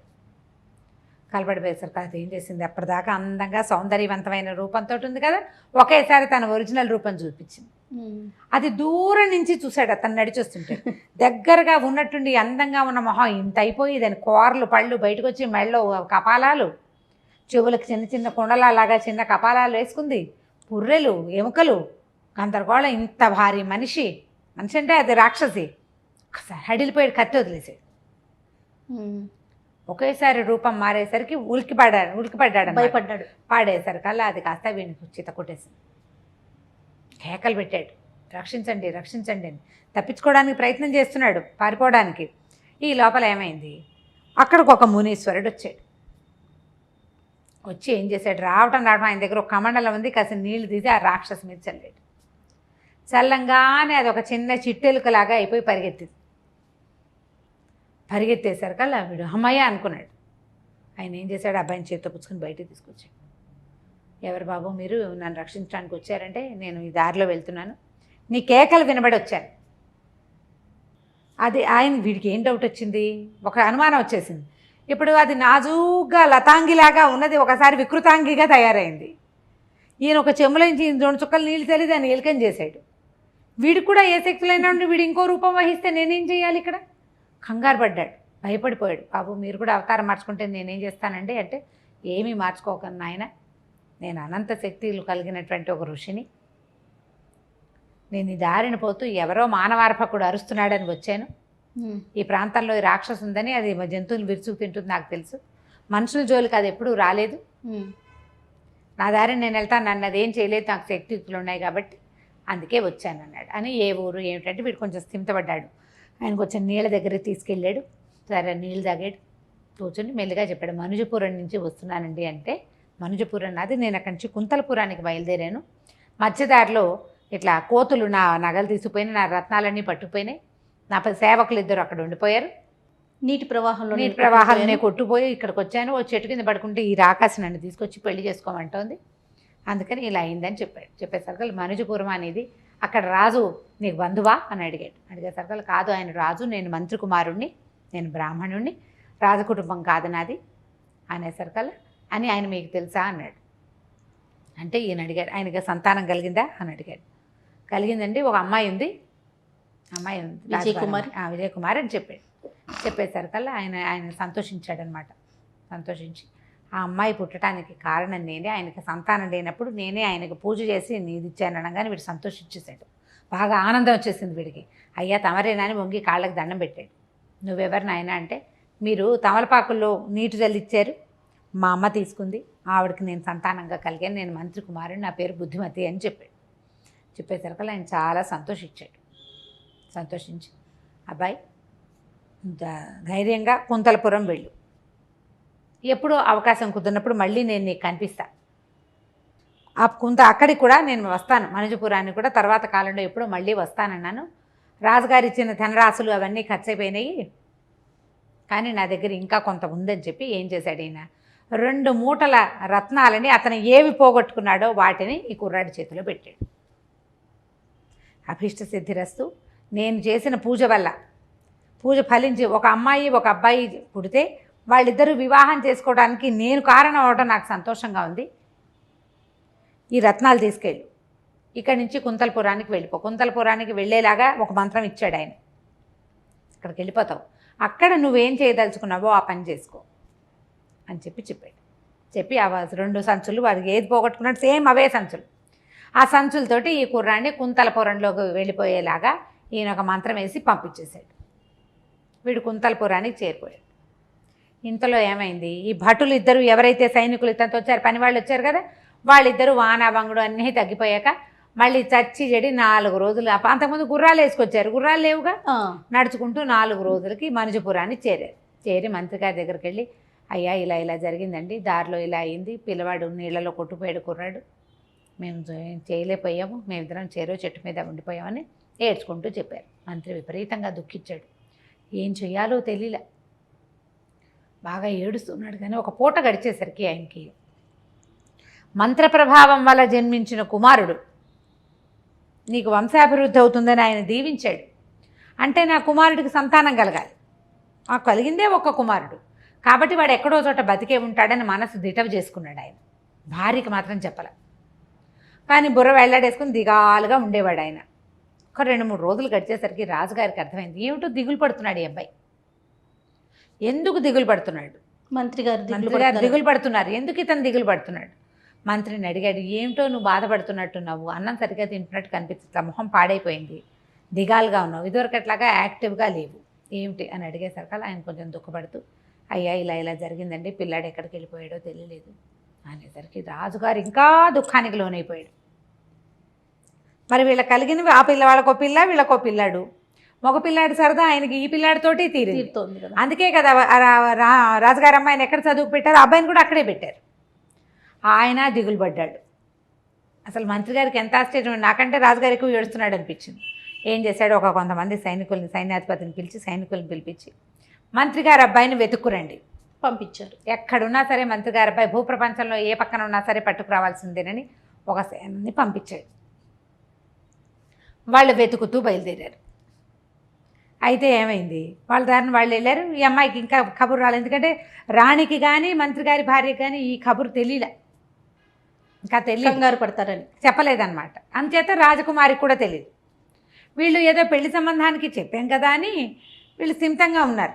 అంటే ఇప్పుడు శమనసింహుడి దగ్గర ఇక్కడ పంపించారు. అవునవును. ఇంతలో ఏమైంది, ఈ రాజకుమారుడు ఈ మంత్రి గారి అబ్బాయి ఎక్కడికి వెళ్ళాడు, ఒక సత్రంలో పడుకున్నాడు. ఆ సత్రంలో ఏదో డబ్బులు కట్టాడు, ఈ సంచులు ఆ గదిలో పక్కన బారేసుకుని హాయిగా పడుకున్నాడు. పడుకుంటే ఒక సాయంకాలం అయ్యేసరికి సైనికులు వచ్చేసారు. సైనికులు వచ్చి ఈ మొత్తం గదులన్నీ సోదా చేస్తూ మన మంత్రి గారి అబ్బాయి పడుకున్నటువంటి గదిని కూడా సోదా చేసి రత్నాలతో సహా దొంగ దొరికాడు అని ప్రకటన చేసి ఈ కుర్రాన్ని ఎత్తుపోయారు. కుంతల దేశంలో దొంగలు పడ్డారు, రత్నాలు పోయినాయి. ఓకే. ఆ పోయిన రత్నాలు ఒక సత్రం గదిలో దొరికినాయి. దాంతోపాటు ఆ దొంగ కూడా పక్కనే పడుకుని నిద్రపోతున్నాడు. వాడిని పట్టుకుని వెళ్ళిపోయారు. ఇతన్ని అరెస్ట్ చేశారు. వాళ్ళు వెతుక్కోవడానికి వచ్చారు. ఇప్పుడు ఊళ్ళో వెతికితే రాజకుమారుడు ఈ మంత్రి గారి అబ్బాయి మా బుద్ధిమతి దొరుకుతాడా? దొరకడు. అతను వచ్చింది ఎప్పుడు? పొద్దునే వచ్చాడు సత్రానికి, మధ్యాహ్నం అరెస్ట్ చేశారు. ఆ ఊళ్ళో అబ్బాయి అటు ఇటు తిరిగితే ఈ పోలికల్లో ఉన్న కుర్రాడు తిరిగాడని చెప్పుకుంటారు. ఏ ఊళ్ళో ఎక్కడికి తిరగలా, వచ్చాడు, నిద్రపోతున్నాడు. సత్రంలోకి ఎంటర్ అయ్యాడు అంతే. అక్కడ అతన్ని ఎవ్వరూ చూడలే. ఆ సోదాల్లో భాగంగా ఇతను కాస్త వాళ్ళకి దొరికాడు, వాళ్ళు కాస్త ఎత్తుపోయారు. తర్వాత ఏం జరిగిందో వచ్చే కథలో తెలుసుకుందాం. చాలా బాగుంది రమ్మగారు. నమస్తే అండి. నమస్తే జీ.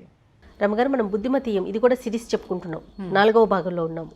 బుద్ధిమతి కోతుల దగ్గర నుంచి ఋషి గారు స్వాధీనం చేయించిన వజ్రాలను పుచ్చుకుని ఇక్కడికి వచ్చాడు. ఇతన్ని పోలీసులు అరెస్ట్ చేశారని దొంగ అనేసి. అయితే ఉలిక్కిపడి లేచాడు. ఏమిటి నాకు ఇలాంటి కళ వచ్చింది అనుకున్నాడు. అతనికి తనని అరెస్ట్ చేసినట్టు కళ వచ్చింది. ఓహో, అది కళ. ఉలిక్కిపడి లేచాడు. చూసుకున్నాడు, నేను తెచ్చిన నగలు ఏవి వస్తువులు అని ఓ పక్కన పడేసి ఉన్నాయి వజ్రాలు. అవి బయట నుంచి మాటలు వినపడుతున్నాయి. వజ్రాల దొంగ దొరికాడని ఏమిటో మాట్లాడుతున్నారు. అమ్మో, మన వజ్రాలు, మన రత్నాలు ఎక్కువ, వజ్రాలు తక్కువ ఉన్నాయి అందులో. రత్నం వేరు, వజ్రం వేరు కదా. గబగబా వస్తువులు చూసుకుని ఒక పక్కకు పెట్టుకున్నాడు. చక్మని లేచి బయటికి వెళ్ళాడు. బయటంతా కోలాహలంగా ఉంది, మాట్లాడుకుంటున్నారు. చాలామంది వ్యాపారస్తులు, వాళ్ళు ఎక్కడెక్కడి నుంచో వచ్చి ఇక్కడ దిగిన వాళ్ళు, పై ఊళ్ళ నుంచి ఇక్కడ పనుల మీద వచ్చిన వాళ్ళు, అంటే రాజాధికారులతో పనులున్న వాళ్ళు, వాళ్ళతోటి ఈ సత్రం అధికారి చెప్తున్నాడు. వాడెవడో రత్నాల దొంగ, వాడిని పట్టుకున్నామంటున్నారు, వాడు అంతలోనే పారిపోయాట, రత్నాలు దొరికేందుకు ఇదైంది అని మాట్లాడేసరికి అడిగాడు ఏమిటి ఏం జరిగింది అని. ఆ అంతఃపురంలో రత్నాలు తర్వాత నగలు పోయినాయి నగలు. ఈ పట్టుకుపోయిన వాడు దొంగ వాడి కోసం వెతుకులాడుతున్నారు. దాంతో ఇతనికి భయం వేసింది, మన దగ్గర కూడా రత్నాలు ఉన్నాయి, ఏమవుతుందో అని ఏమనుకున్నాడు, నా దగ్గర రత్నాలు ఉన్నాయని చెప్పకూడదు వీళ్ళకి. సరేననుకున్నాడు. ఏం చేశాడంటే ఇక రోజు కాస్త తయారయ్యి పొద్దున్నే మార్కెట్లోకి వెళ్ళటం మొదలుపెట్టాడు. రత్నాలు కొంటాము అనే బోర్డు కనపడాలి, రత్నాలు అమ్ముతాము బోర్డులే కనపడుతున్నాయి అన్నీ. అమ్మే బోర్డు కొనే బోర్డు కనపడాలి కదా. ఏ కొట్టుకైనా వెళ్ళి నా దగ్గర రత్నాలు ఉన్నాయి కొంటారంటే దొంగ అంటారేమో, అంతేగా. అక్కడ రత్నాలు పోయినాయి. ఒక 4 రోజులు తిరిగాడు. 2-3 రోజుల తర్వాత ఏమనుకున్నాడు, ఇంక ఇక్కడ ఉండకూడదు అని ఈ సంచులతోటి వేరే చోటకి మారాడు, ఇంకో సత్రానికి మారాడు. మారి ఒక 5-6 రోజులు తిరిగిన తర్వాత 6వ రోజున ఇతనికి ఒక బోర్డు కనపడింది, ఇచ్చట రత్నములు అవి కొనబడును అని. అమ్మయ్య మనకు కావాల్సింది ఇదేనని అందులోకి ప్రవేశించాడు. ప్రవేశిస్తే లోపల ఒక ఆయన కూర్చుని ఉన్నాడు. ఆయన మంచి ఎత్తు స్ఫురద్రూపి పెద్ద భారీ పర్సనాలిటీ, మీసాలు గీసాలు చూస్తే ఒక యుద్ధవీరుడిలాగా ఉన్నాడు, కానీ వ్యాపారస్తుడు. ఆయనకి ఏమండి రత్నాలు కొంటారా అన్నాడు. అదేగా బోర్డు పెట్టాం, ఏమున్నాయి మీ దగ్గర అన్నాడు ఆయన. రత్నాలు ఉన్నాయండి, మరి వజ్రాలు కూడా కొన్ని ఉన్నాయండి అన్నాడు. ఎన్ని ఉన్నాయి రత్నాలు అన్నాడు. ఒక 6 మానికలు రత్నాలు ఉన్నాయండి, ఒక మానిక వజ్రాలు ఉన్నాయి అన్నాడు. ఎక్కడివి మీకు అని అడిగాడు ఆయన. యాక్చువల్గా మా నాన్న వాళ్ళు అమాత్యులుగా పనిచేశారండి, మాకు రాజస్థానంలో లభించినవే, మరి ఇప్పుడు అవసరం పడి అమ్ముతున్నాను అన్నాడు. అసలు మీ ఊరు అని అడిగాడు ఆయన. మనుజపురం చెప్పాడు. మనుజపురంలో మా మంత్రులు తాత తండ్రులంతా కూడా మాకు అక్కడ లభించింది. ఇప్పుడు మంత్రిత్వం లేదు, నేను కుమారుణ్ణి, నాకు మంత్రిత్వం లేదు. నాకు లభించినటువంటి వస్తువుల్ని వాటిని అక్కడ కొంతకాలం అక్కడ గడుపుకున్నాను, ఉన్న వాటిని అమ్మేసుకుని. ఇవి కొనగలిగే సామర్థ్యం ఉన్న వాళ్ళు మనుజపురంలో లేరు, మీ ఊళ్ళోనే అమ్ముకోకపోయారా అంటాడు అవతలవాడు. అక్కడ అమ్మగలిగే వస్తువులను అక్కడ అమ్మాను, ఈ వస్తువులకి ఇక్కడ ఈ నగరంలో ఏమైనా ఇది ఎక్కడికి వచ్చారు, కుంతల దేశానికి వచ్చాడు. కుంతల దేశంలో వీటికి చాలా ఇది ఉందని తెలుసుకుని ఈ ప్రాంతానికి వచ్చానండి అన్నాడు. మీరు ఎక్కడ బస చేశారు అన్నాడు. ఎక్కడ బస చేశారు అంటే ఫలానా చోట బస చేశాను. ఎప్పుడు వచ్చారు మీరు అన్నాడు. 6 రోజుల క్రితం వచ్చానండి, మొదట ఒక చోట ఉన్నాను, ఇప్పుడు ఇంకో చోటకి మారాను. అన్నీ చెప్పాడు. చెప్పిన తర్వాత ఏవి మీ దగ్గర ఉన్నవి చూపించండి అంటే, మీరు వెల ఎంత ఇస్తారు అంటే, మాకు సేరుకు సేరు మానిక బంగారం ఇచ్చే పద్ధతి ఉంది, మానిక వజ్రాలు రత్నాలు ఇచ్చామనుకో మానిక బంగారు దినారాలు ఇస్తాం. ఓహో అన్నాడు. ఈయనకి పరిస్థితి ఏమిటి, ఇతనికి అమ్మాయికి ఏం చెప్పొచ్చాడు, ఈ ఊళ్ళో ఒక పెద్ద బిల్డింగ్ కొని యువరాజు లాంటి ఒక సినిమా ఇవ్వాలి, ఎవడు అక్కడి నుంచి ఒక ప్రతిహారో సైనికుడో కాగితం పుచ్చుకొచ్చేదాకా. ఇప్పుడు డబ్బు అవసరం తనకి, పోనీ అమ్మకుండా ఉందాము కొన్నాళ్ళు రత్నాలు ఇక్కడే దాచుకుని ఉందామంటే పరిస్థితి లేదు, అక్కడి నుంచి సైనికుడు బయలుదేరితే ఇబ్బంది కదా, అప్పుడు ఇబ్బంది కదా. అందుకని ఏమన్నాడు, సరేనని పట్టుకొచ్చాడు, తీసుకొస్తే వీళ్ళు కొలిచి చూసుకున్నారు. 6 మానికలు రత్నాలున్నాయి, ఒక మానిక వజ్రాలు. 7 గంట అయింది, 2 గంటలైంది, డబ్బులు తయారు. ఏమండి ఇంకా ఎంత సమయం పడుతుంది ఏమిటి అంటే, ఏమిటండి అంత అర్జెంటు, మీరు ఏ ఊరు వెళ్ళాలంటే ఏ ఊరు వెళ్ళనండి, ఇక్కడే ఏర్పాట్లు చేసుకోవాలి, మీరు వస్తువు తీసేసుకున్నారు, మీరు స్వాధీనపరచుకున్నారు కదా, మరి నేను ఇక్కడే కూర్చున్నా, నా బంగారం నాకు ఇచ్చి పంపించాలి కదా మీరు అంటే, ఉండండి కబురు చేశాను, సేవకుడిని పంపించాను, వస్తాయంటాడు. 3-4 గంటలు గడిచాక ఒక పెద్ద పటాలంలాగా సైనికులు వచ్చారు. పట్టుకో అన్నారు. ఈయన అప్పటిదాకా గడ్డం అవి పెట్టుకుని పెద్ద మనిషిలాగా కూర్చుని ఆయన లేచి నిలబడ్డాడు. ఈయన నడుగు పెద్ద పట్టాకత్తి కూడా ఉంది, తలపాగా తీసేసాడు, పెద్ద జులపాల జుట్టు బయటపడింది. నుంచున్నాక తెలిసింది ఆయన ఏదో కనపడితే భారీకాయుడు కాదు, ఏకంగా 7 అడుగులు ఉన్నాడు, యుద్ధవీరుడిలాగా కనపడుతున్నాడు. అరెస్ట్ హిమని అరిచాడనమాట. పట్టుకోండి వీడిని అనగానే పెడరెక్కలు విరిచి పట్టేసుకున్నారు. అంతఃపురంలో పోయిన రత్నాల దొంగవి నువ్వే. ఈయన కాదండి నాది మంచిపర కాదు, లేదు పట్టేశారు అంతే. ఇంకా రత్నాలు వాళ్ళ చేతిలోకి వెళ్ళిపోయినాయి, అది ఇక చేసేదేం లేదు, తీసుకుపోయారు. చెరసాల తప్పదు. అయ్యో ఇదేమిట్రా, నేను పట్టపగలు కన్న కల ఇట్లా నిజమైంది.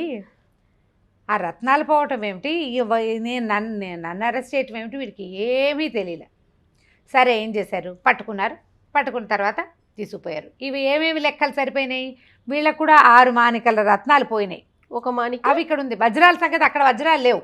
ఓహో, వజ్రాలు పోలా, వాళ్ళకి పోయినవి నగలు, రత్నాలే మెయిన్. ఈ వజ్రాలు ఇంకెక్కడి నుంచో కొట్టుకొచ్చి ఉంటాడు వీడు.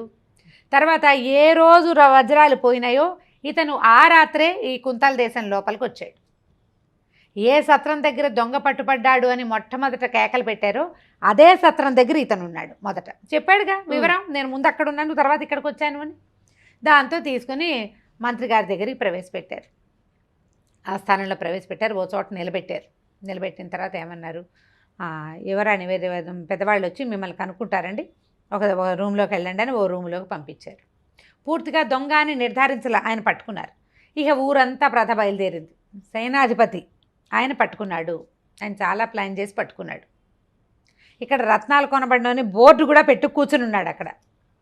అట్లా దొంగలు దొంగ బంగారం కొనబడుతుందని బోర్డు ఉంటే దొంగలతనం చేసిన వాళ్ళు అక్కడికే కదా వెళ్తారు.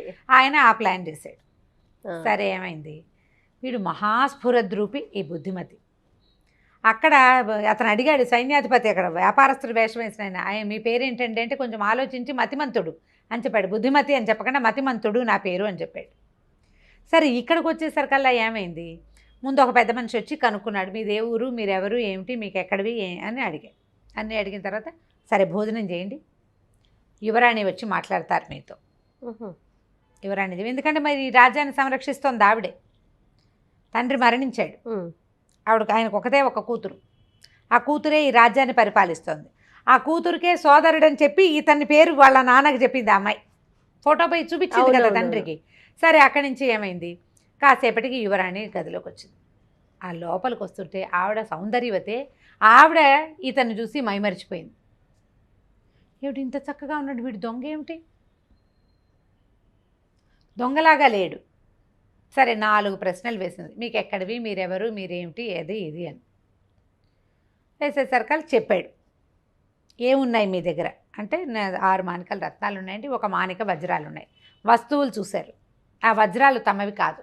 రత్నాలు అన్ని చోట్ల ఒకేలా ఉంటాయి, వజ్రం పోలేదు. కుంతలపురంలో ఎక్కడైనా వజ్రాలు పోయినాయంటే అది రాలా కబురు. ఇతను చూస్తే స్ఫురద్రూపిగా ఉన్నాడు, తెలివిగలవాడుగా కనిపిస్తున్నాడు. అక్కడి నుంచి మంత్రి గారు వచ్చారు. మంత్రి గారు యువరాణి గారు ఇతన్ని కూర్చోబెట్టే మాట్లాడుకున్నారు.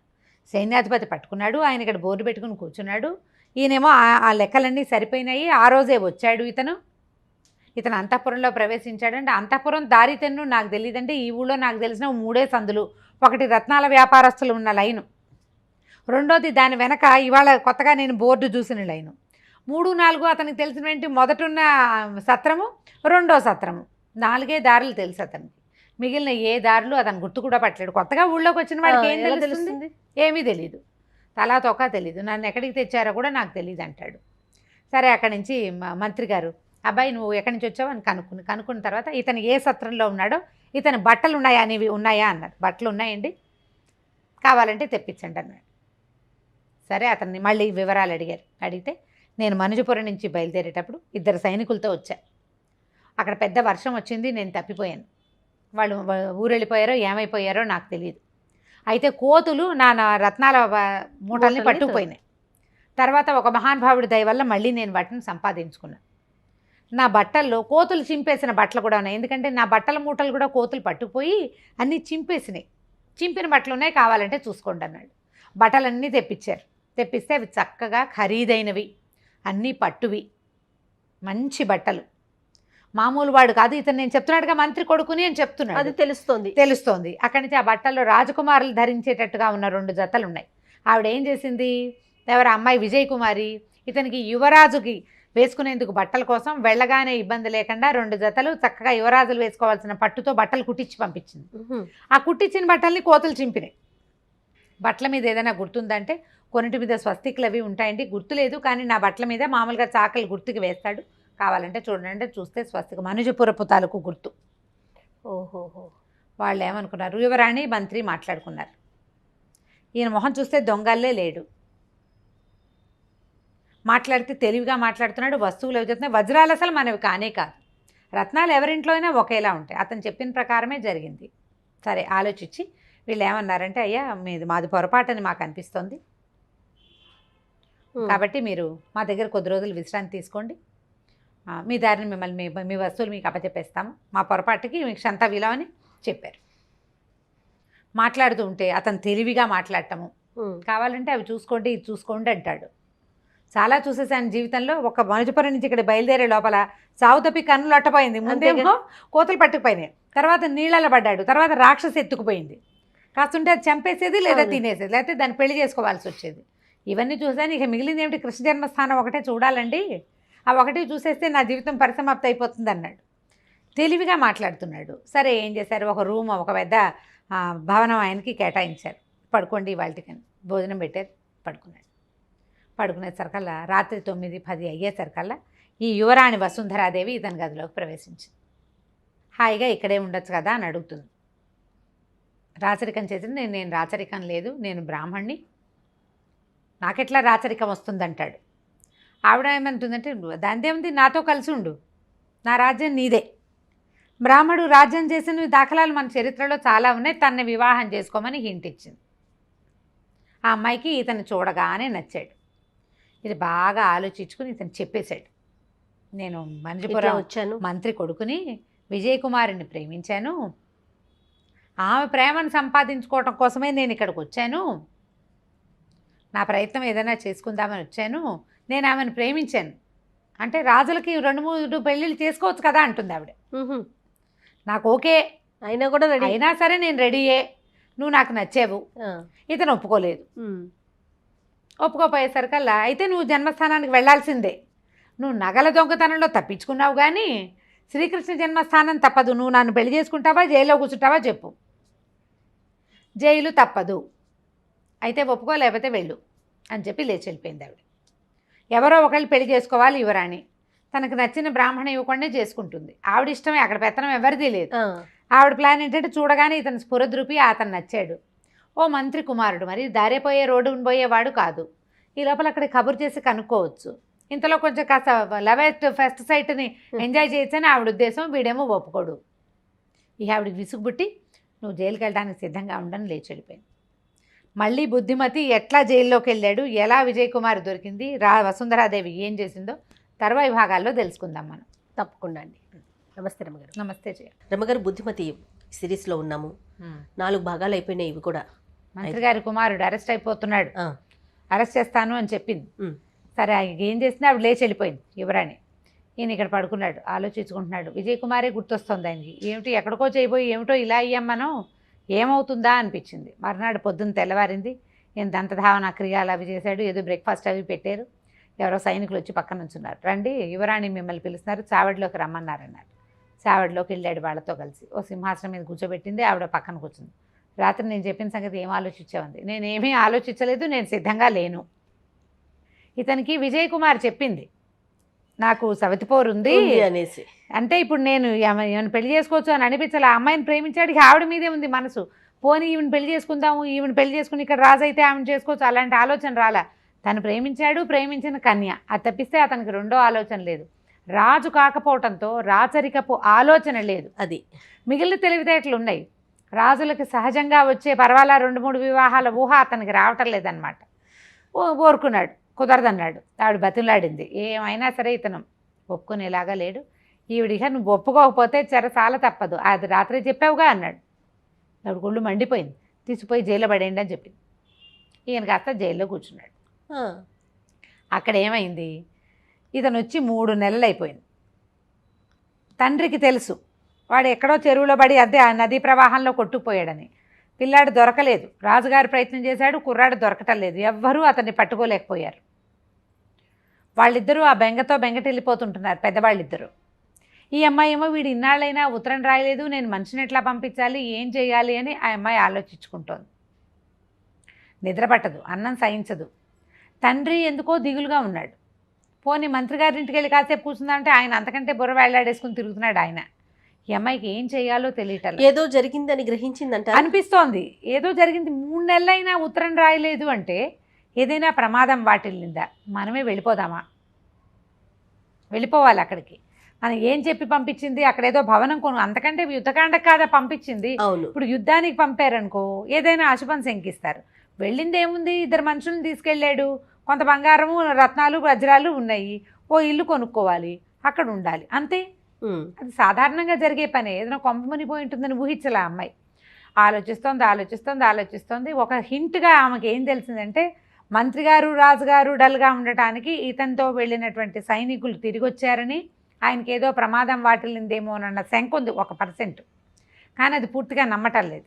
సరే, ఇంతలో ఏమైంది, ఈ అమ్మాయికి పెళ్లి సంబంధాలు వస్తున్నాయి చుట్టుపక్కల నుంచి. విక్రముడని ఒక రాజుగారు ఆల్రెడీ ఈ అమ్మాయి మీద ఇంట్రెస్ట్గా ఉందని చెప్పాడు. చుట్టుపక్కల రాజ్యాల నుంచి కబుర్లు వస్తున్నాయి. కానీ ఒకరోజు ఒక ఉత్తరం వచ్చింది ఈ తండ్రికి, మనుజపురానికి రాజుగారు కరుణాకరుడికి. ఆయన ఉత్తరం చూడగానే అమ్మ తల్లి విజయకుమారి అని ఏడవటం మొదలుపెట్టాడు. ఏమిట్రా తండ్రి ఏడుస్తున్నాడు అని ఈవిడ పరిగెత్తుకుంటూ వచ్చి చూసేసరికల్లా ఉత్తరం కనపడింది. అందులో ఏముంది, విక్రమసింహుడు అనే రాజు నీ రాజ్యం మీద దండెత్తి వస్తున్నావు, నీ కుమార్తెను నేను వివాహం చేసుకుంటాను, అదర్వైజ్ నిన్ను చెరసాల్లో పెడతాను అని రాశాడు. అతను కడు మూర్ఖుడు. ఒక దేశపు రాజకుమారి కోసం ఎట్లా రాయాలి ఉత్తరం? మీ అమ్మాయిని మాకు ఇస్తారా అని రాయాలి. వాళ్ళు సమాధానం చెప్పకపోతే ఊరుకోవాలి. అమ్మాయిది ఛాయిస్, నువ్వు అడగగలవంతే, బలవంతం చేయలేము. కానీ బలవంతం చేస్తున్నాడు అంటే వాడి రాచరికపు పద్ధతి కాదు, మూర్ఖుడు అనమాట. ఇప్పుడు వాడు దండెత్తి వస్తే వీళ్ళకి 5 సైన్యం ఉంది అతని దగ్గర. ఏం చేయాలో తెలియలా. రాజు దుఃఖపడుతున్నాడు. ఈ అమ్మడికి ఆలోచించుకుంది ఏం చేసింది, ఇది కాదు మార్గం. ఇక్కడే ఉంటే దండెత్తి ఖచ్చితంగా తనని వాడు పట్టుకుంటాడు. తను ఇక్కడే ఉంటే ఎప్పటికీ అతన్ని కలుసుకోలేదు బుద్ధిమంతిని. అందుకని ఏం చేసింది, ఓ 2 సైనికుల్ని తను ఇక్కడి నుంచి తండ్రి దగ్గర నుంచి వెళ్ళగానే వాళ్ళకు కొంత డబ్బు దశకం అన్నీ ఇచ్చేసి, మీరు వెళ్ళిపోండి, ఫలానా చోట నా కోసం అడవిలో వేచి ఉండండి అని గుర్రాలు వేసుకుని పంపించేసింది. వాళ్ళు నగలు నాణ్యాలు డబ్బు దశకం అన్నీ పుచ్చుకొని సైనికులు వెళ్ళిపోయారు ముందు. ఈ అమ్మాయి ఏం చేసింది, రాత్రి అమ్మా నాన్నలతో కలిసి భోజనం చేసింది. రేపొద్దున ప్రాతకాలం నేను గుళ్ళోకి వెళ్తాను నాన్నగారు, రేపు మధ్యాహ్నం దాకా మీకు కనపడినని తండ్రికి చెప్పింది. భోజనం చేసి తన అంతఃపురంలోకి వెళ్ళటం ఏమిటి, చక్కగా ముసుగేసుకుని నడుచుకుంటూ బయటికి వెళ్ళిపోయింది. ఎవ్వరికీ చెప్పాల. చెలికత్తెలకి చెప్పినా తండ్రికి తెలుస్తుంది. పరమ నిశ్శబ్దంగా చేసేసింది పని. ఈ అమ్మాయి కోసం ముందే వెళ్ళారు కదా సైనికులు, వాళ్ళు ఎలాగో గుర్రాలు డబ్బు దశకంతో సిద్ధంగా ఉంటారు. ఏమి నడిచి సాధారణ వేషంతో నడిచి వెళ్తుంటే ఇది రాజకుమారిని ఎవరనుకుంటారు, గుర్రం వేసుకెళ్తే చూస్తారు. అదేదో పంచకళ్యాణి గుర్రం, రాజుగారికే గుర్రాలు ఉంటాయి కాబట్టి. కామ్గా ముసుగు వేసుకుని చీకట్లో నడుచుకుంటూ వెళ్ళిపోయింది. తెల్లవార్లు నడిచి ఎక్కడ తన సైనికులు ఉన్నారో వాళ్ళని చేరుకుంది. సరే, వాళ్ళు ఏం చేశారు, 2 కలిసి ఓ గుర్రం ఎక్కి, లేదా ఒక గుర్రాన్ని ఎక్స్ట్రా తెచ్చారు, తమ 2 గుర్రాలు కాకుండా ఇంకోటి, 3వ గుర్రం మీద యువరాణిని ఎక్కించారు. 3 కలిసి వెళ్ళిపోయారు. వీళ్ళ అదృష్టం బాగుండి మొదట ఇతను బుద్ధిమతి వెళ్ళినప్పుడు వాళ్ళు వెళ్ళిన దారిలో కోతులున్నాయి, వర్షం వచ్చింది. ఈవిడ సమయం బాగుంది. మర్నాడు మధ్యాహ్నం ఆ అమ్మాయి భోజనానికి రాల. తండ్రి ఏమనుకున్నాడు, పిల్ల దిగులు పడుతుంది, వీడెవడో విక్రమసింహుడు దండెత్తొస్తాడని దిగులుగా ఉంది, అంచేత గుళ్ళోకి వెళ్ళొచ్చి ఈ పూట ఉపవాసం ఉంది, చుక్కలు చూశాక అమ్మాయి అన్నం తింటుందని సాయంకాలానికి అసొచ్చింది. రాజకుమారి లేదు. అప్పటికే ఈవిడ మనుజపురాన్ని ఎప్పుడో దాటేసి కుంతల దేశానికి చేరిపోయారు. 4-5 రోజుల ప్రయాణంతో కుంతల దేశానికి చేరారు. ఈ కుంతల దేశానికి చేరాక ఈ అబ్బాయిని గురించి తెలుసుకోవాలంటే కుంతల దేశానికి వీళ్ళలాగానే బోళ్ళంతమంది వస్తారు. ఎట్లా తెలుస్తుంది, ప్రత్యేకంగా ఒక 3-4 రోజులు ఊరంతా అట్లా కలయి తిరిగారు. ఒకనాటి మధ్యాహ్నం ఆ అమ్మాయికి రత్నాలమ్మే అంగళ్ళ సందు వెనకాల లైన్లో ఒక బోర్డు కనపడింది. ఏమిటి, రాజకుమారి దగ్గర నుంచి అంటే అంతఃపురంలో నుంచి వజ్రాలని దొంగలించబడ్డాయి, రత్నాలు దొంగిలించబడ్డాయి. ఈ ప్రాంతంలో ఎక్కడైతే ఈ బల్లగట్టుందో అక్కడ సైన్యాధిపతి రత్నాలు కొనబడను అని బోర్డు పెట్టి రత్నాలు అమ్మడానికి వచ్చిన ఒక యువకుడిని దొంగగా భావించి రాజుగారికి రాజాస్థానానికి సమర్పించాడు. కానీ అతను దొంగ కాదు. ఇలాంటి పొరపాటు పని చేసినందుకు సైన్యాధిపతికి 3 మాసాలు ఆయన్ని ఇద్దేశారు, ఆయన పదవి నుంచి తప్పించారు. కాబట్టి ఇలాంటి పరిస్థితులు వస్తాయి కాబట్టి ఏ రకమైన దొంగ వేషాలు వేయబోకండి. రత్నాలు కొంటానని దొంగ వేషం వేసి ఆయన చేసినందుకు ఆయనకి ఉద్యోగం ఊడింది 3 నెలల పాటు. తర్వాత ఇంకా ప్రమోషన్, ఆయన సైన్యాధిపతిగా ఉండడు, దాని కింద ఉప పదవులు ఏవో ఇస్తారు అతనికి. ఈవిడికి గుండె ఠారు మంది. ఇక్కడ రత్నాలు అమ్మి ఇల్లు కొనమని చెప్పి పంపించింది. ఒకవేళ ఆ రత్నాలమ్మిన యువకుడు మనవాడేనేమో. ఇప్పుడు ఏమయ్యాడు, ఏం చేయాలి, ఎవరిని అడగాలి? ఇప్పుడు సైన్యాధిపతి పదవి పోయింది అని బోర్డు రాశారు. కుర్రాడు ఏమయ్యాడో అక్కడ రాయలా. ఏమండి కుర్రాడు ఏమయ్యాడండి అని అడిగితే తిరిపడు వచ్చిన ఆవిడ పట్టుకుంటారు. ఏం చేయాలో తెలియలేదు. సరే ఈ సైనికులు ఇద్దరు ఏమన్నారంటే, అమ్మా ఇక్కడ ఏదైనా కొంచెం ప్రయత్నం చేద్దాం, కాస్త నిదానంగా ఉండాలి. వచ్చి రాగానే కనుక్కుందనుకో నువ్వు ఎక్కడి నుంచి వచ్చావు అని ప్రశ్న వస్తుంది. ఏ సత్రంలో దిగినా ఏ ఊరు నుంచి వచ్చారు అనేది ఒక రిజిస్టర్లో అది రాస్తారు. సమాధానం చెప్పాల్సి ఉంటుంది కదా. అందుకని కొంచెం స్థిమితంగా ఏం చేసింది, ఉన్న రత్నాలలో కొన్నిటిని కొద్దిగా, రెండింటిని వాళ్ళు రెండింటిని వీళ్ళు, ఇట్లా ముగ్గురు కలిసి 3 చోట్ల అమ్మి కొంత డబ్బు చేసుకుని ఒక భవనం, చిన్న భవనం తీసుకున్నారు. అక్కడ ఉండటం మొదలుపెట్టారు. ఈ లోపల అక్కడేమైంది, ఆ మనుజపురంలో ఆ విక్రమసింహుడు అనే రాజుగారు వీళ్ళ మీదకి దండెత్తొచ్చాడు. రానే వచ్చాడు. బుద్ధిమతి తప్పిపోయాడనే దుఃఖంతో సగం అయిపోయిన రాజుగారు కూతురు ఎక్కడికో వెళ్ళిపోయింది, అంటే రాబోయే అవమానాన్ని తట్టుకోలేక కూతురు పారిపోయిందన్న దుఃఖంతో ఇంకా దిగనాసిల్లిపోయినాడు. మంత్రి గారు ముందరే వీకు, కొడుకులేడు కదా. దాంతో ఆయన దండెత్తి ఈ మంత్రిని రాజుగారిని ఇద్దరిని చెరసాల్లో పారేసి రాజ్యాన్ని ఆక్యుపై చేశాడు విక్రమసింహుడు. ఆ రాజ్యంలో ఏమో రాజు మంత్రి చెరసాల్లో పడ్డారు, ఇక్కడేమో మంత్రి కుమారుడు చెరసాల్లో పడ్డాడు. ఈ వచ్చిన కన్యకామణేమో ఈవిడికి ఏం చేయాలో తెలియని దుస్థితి. ఆ కుర్రాడు ఏమయ్యాడో తెలియదు, వీధులమ్మట పట్టుకొని తిరుగుతోంది. సరే ఎలాగోలాగా ఓ చిన్న ఇల్లు అద్దెకి తీసుకుని ఉందాము, ముందు కొద్ది రోజులు ఇక్కడ ఉంటే కానీ తెలీదు ఏం జరుగుతుందో. ఇప్పుడు ఇక్కడ నిలవున్న ఈ అమ్మాయి ఎట్లా యువరాణిని చేరుకుంది, వసుంధరాదేవిని ఎట్లా తన బుద్ధిమతిని శమనసింహుడుగా ప్రూవ్ చేసింది, ఏం జరిగిందో మనం వచ్చే భాగంలో తెలుసుకుందాం. తప్పకుండా రమ్మగారు. నమస్తే అండి. నమస్తే జయ. సుమన్ టీవీ మాప్ సమర్పించిన వారు సిఎంఆర్ జ్యువెలరీ. దంతెరాశ సందర్భంగా సిఎంఆర్ జ్యువెలరీ వారు అన్ని బంగారు ఆభరణాలపై తగ్గింపు ఇస్తున్నారు. తులం బంగారు ఆభరణాలపై 1500 రూపాయల తగ్గింపు, పాత బంగారం మార్పిడిపై 100 రూపాయలు అధికంగా పొందడం, అన్ని సిల్వర్ వస్తువులపై తరుగు మజూరీ లేదు. సిఎంఆర్ జ్యువెలరీ, దంతెరాస్ ప్రత్యేకం. రమ్మగారు, బుద్ధిమతి ఈ సిరీస్ లో కూడా ఉన్నాం మనము. విజయ్ కుమారి ఇక్కడికి వచ్చింది, ఈ రాజ్యానికి వచ్చి తెలుసుకుంది ఇతను రత్నాలు అమ్మబోయి ఉంటాడు, దొరుకుంటాడు, కానీ వాళ్ళు వదిలేశారు. ఏదో జరిగిందని ఊహించింది. ఇంకా అమ్మాయి ఇద్దరు సేవకులను పెట్టుకుని ఆ ఊళ్ళోనే ఉంది, వెతుక్కుంటున్నారు. ఎందుకంటే ఆవిడ ఏం చెప్పి పంపించింది, ఈ వచ్చి కుంతలపురానికి వచ్చి ఇక్కడ ఒక ఇల్లు తీసుకుని ఉండమంది. అతన్ని వెతుక్కోవాలి. ఇక్కడ ఏం పేరుతో ఉన్నాడో ఏం తెలియదు కదా, ఏమీ తెలీదు. సేవకులు ఇద్దరితో పాటు వచ్చింది కదా, సైనికులు వచ్చారు ఆవిడతో పాటు. వీళ్ళు ఒక సత్రం తీసుకున్నారు, ఇక అక్కడే ఉన్నారు. ముందు ఒక వారం అంతా ఈ కొట్లు గిట్లు చూశారు. తర్వాత ఇంకా స్లోగా వాళ్ళు ఏం చేశారు, తిరగటం మొదలుపెట్టారు ఊరంతా. 1 నెల రోజులు గడిచిపోయింది. 1 నెల అయిన తర్వాత ఒకనాడు ఏమనుకున్నారంటే ఈ సేవకులు ఇద్దరు, అసలు ఇలాంటి వాడు ఒకడు వచ్చాడని ఇది ప్రచారంలో ఉందా లేదా అది కనుక్కోవాలనుకున్నారు. ఒక కోట దగ్గర బయట సైనికులు అన్ని సరకాల ఇప్పుడు చూడు ఎక్కడికైనా వెళ్ళామనుకో డ్రైవర్లు మాట్లాడుకుంటారు. ఇద్దరు డ్రైవర్లు సైనికులు సేవకులు కూడా అంతే. వీళ్ళు ఏమనుకున్నారు, ఎవడో ఒకడిని మాట్లాడించారు. ఈ ఊళ్ళో కనుక్కోవటం కాదు, డైరెక్ట్గా కోటనే అటాక్ చేయాలనుకున్నారు. ఈ కోట బయట కాపలాలు ఉంటారా, 8 గంటలకో 10 గంటలకో డ్యూటీలు మారుతూ ఉంటారు. ఎవడో ఒకడిని పట్టుకుని ఏదో మా క్యాజువల్గా మాట్లాడుతూ అంతఃపురం ఏమిటి, అమ్మగారి సంగతి ఏమిటి, అయ్యగారి సంగతి ఏమిటి, అమ్మాయికి వివాహం కాలేదా రాజకుమార్తెకి ఏమిటా అది ఇదే అని కనుక్కున్న తర్వాత వాళ్ళకి అందింది బుద్ధిమతి అరెస్ట్ చేయబడి ఉన్నాడు అని అర్థమైపోయింది. ఆయన కారాగారంలో ఉన్నాడు సంగతి అర్థమైంది. ఈ అమ్మాయికి ఎట్లా చెప్పాలి, ఆవిడేమనుకుంటుంది, ఎక్కడో ఇల్లు తీసుకుని పెట్టుకున్నాడు, బిల్డింగ్లో ఉన్నాడని ఊహిస్తోంది. చెప్పడానికి భయం వేసింది వీళ్ళకి. సరే ఆ పూట ఎన్ని గంటలకి వాళ్ళ ఇంటికి రాల. ఆ సేవకుడు ఎవరో కనపడ్డాడుగా, వాడి వెనకాల పడి వాడి ఇంటికి వెళ్ళి వాడికి ఏవో తినబెట్టి కాస్త ఏవో తాగడానికి ఇప్పించి సరదాగా సిగరెట్ తాగుతానరా అని పిలిచారనమాట. ఎక్కడో ఒక చోట కూర్చోబెట్టి మొత్తం విషయం లాగారు. కన్ఫర్మ్ చేసుకుని వచ్చారు. ఏమిటో ఇంత ఆలస్యం ఏంది అని అడిగితే అమ్మ వీధులన్నీ చూస్తున్నాం, రోజు వీధులకి ఇన్ని గంటలని పెట్టుకున్నారు, ఆ గంటలైనా రాలే, చీకటి పడిపోయింది. ఇవాళ కోట వైపుకి వెళ్ళామంటే ఏమైనా తెలిసిందా అంటే కొద్దిగా ఒక అనుమానంగానే ఉందమ్మా, ఆయన కారాగారంలో ఉన్నాడని అనిపిస్తోంది. గట్టిగా స్పష్టంగా ప్రజలందరికీ తెలిసిన వ్యవహారంగా మాత్రం కాదు, ఆయన కారాగారంలోనే ఉన్నాడు. అదే అందింది అంతసేపు మాట్లాడితే. ఏ కారణంతో కారాగారంలోకి వెళ్ళిపోయాడు అవన్నీ మనకు తెలియదు, వీళ్ళకి తెలుసు యువరాణి సంగతి అని అర్థమైపోయింది. ఈవిడికి చెప్పాల. అదేలే, ఆ మాట చెప్పడానికి భయపడ్డారు వాళ్ళు. ఎందుకంటే ఆవిడేమో పెళ్లి ఆయన మీద చేసుకోవాలి. ప్రేమతోటి కదా ఇంత పరిగెత్తుకొచ్చింది, కప్పుకొని చెప్పలేకపోయారు. అవును. చెప్పలేక కొద్దిగా నాంచి మీరు ఒక పని చేయొచ్చు కదా, ఎందుకంటే మనకి మన దేశానికి నుంచి ఎవరైనా వచ్చి వీళ్ళతో మాట్లాడి డైరెక్ట్గా చేసే వ్యవహారమా కుదరదు.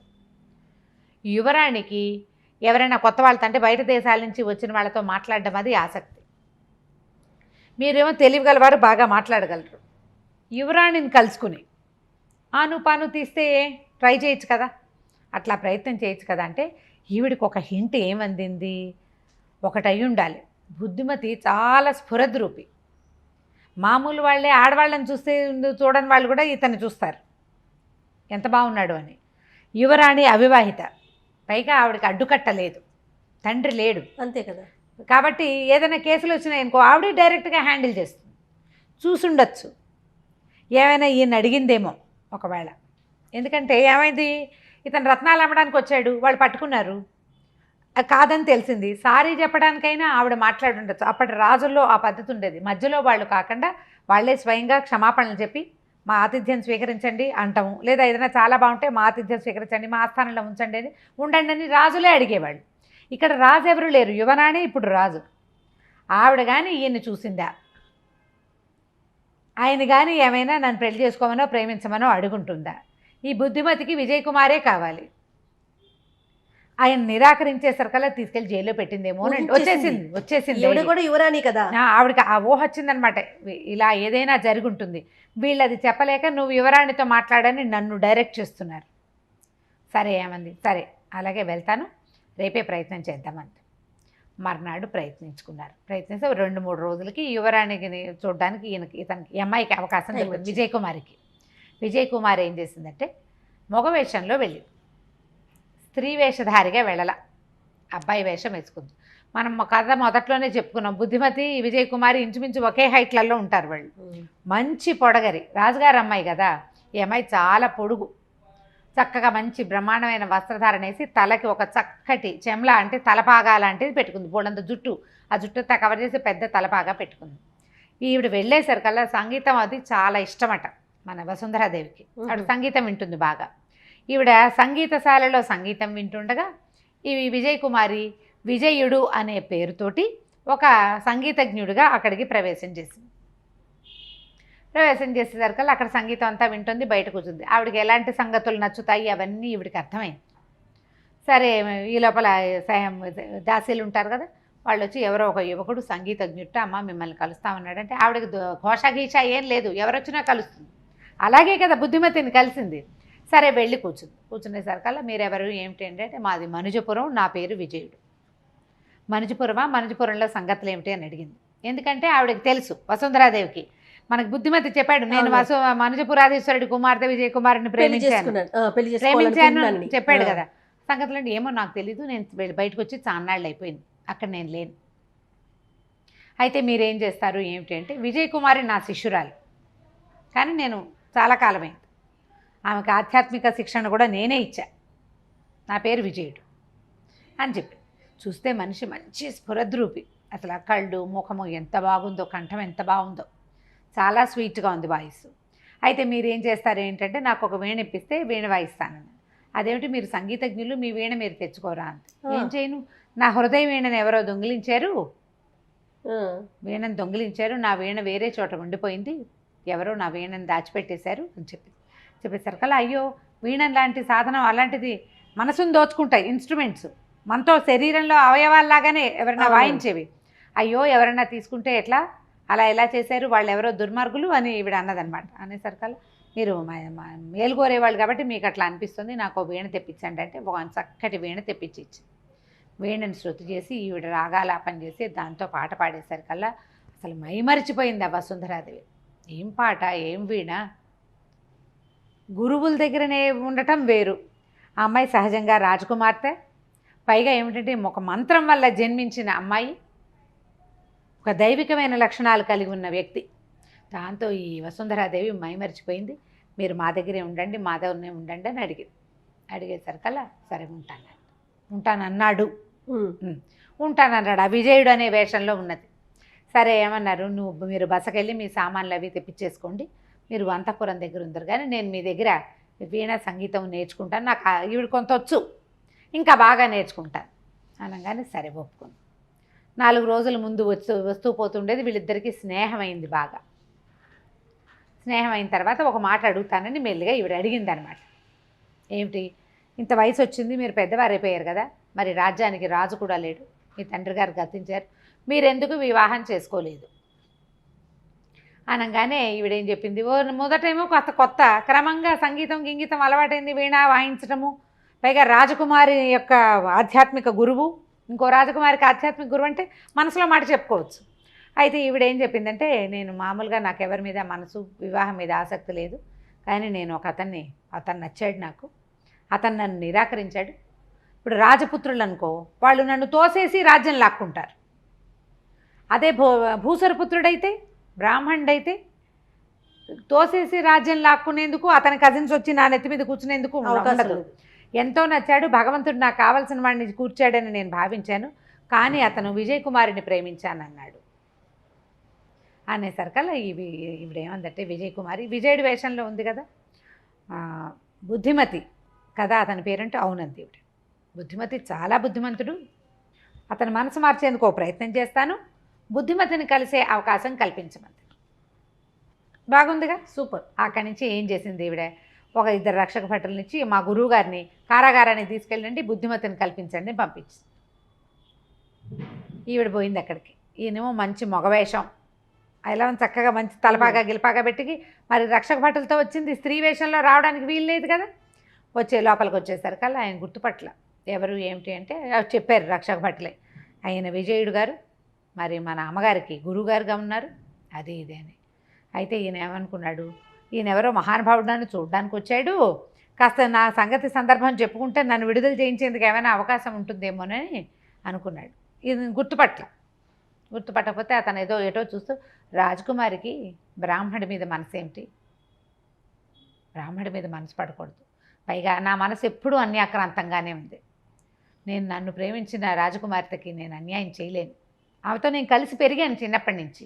అక్కడ రాజకుమారే, ఇతను బ్రాహ్మణుడే, కానీ ఇక్కడ రిలేషన్ వేరు, అది వేరు కదా. నేను చిన్నతనం నుంచి వాళ్ళిద్దరు కలిసి ఉన్నారు. ఇప్పుడు కొత్తగా చూసిన వాడి మీద బ్రాహ్మణ్ణి ప్రేమించడం ఏమిటి, అక్కడ పరిస్థితి వేరు.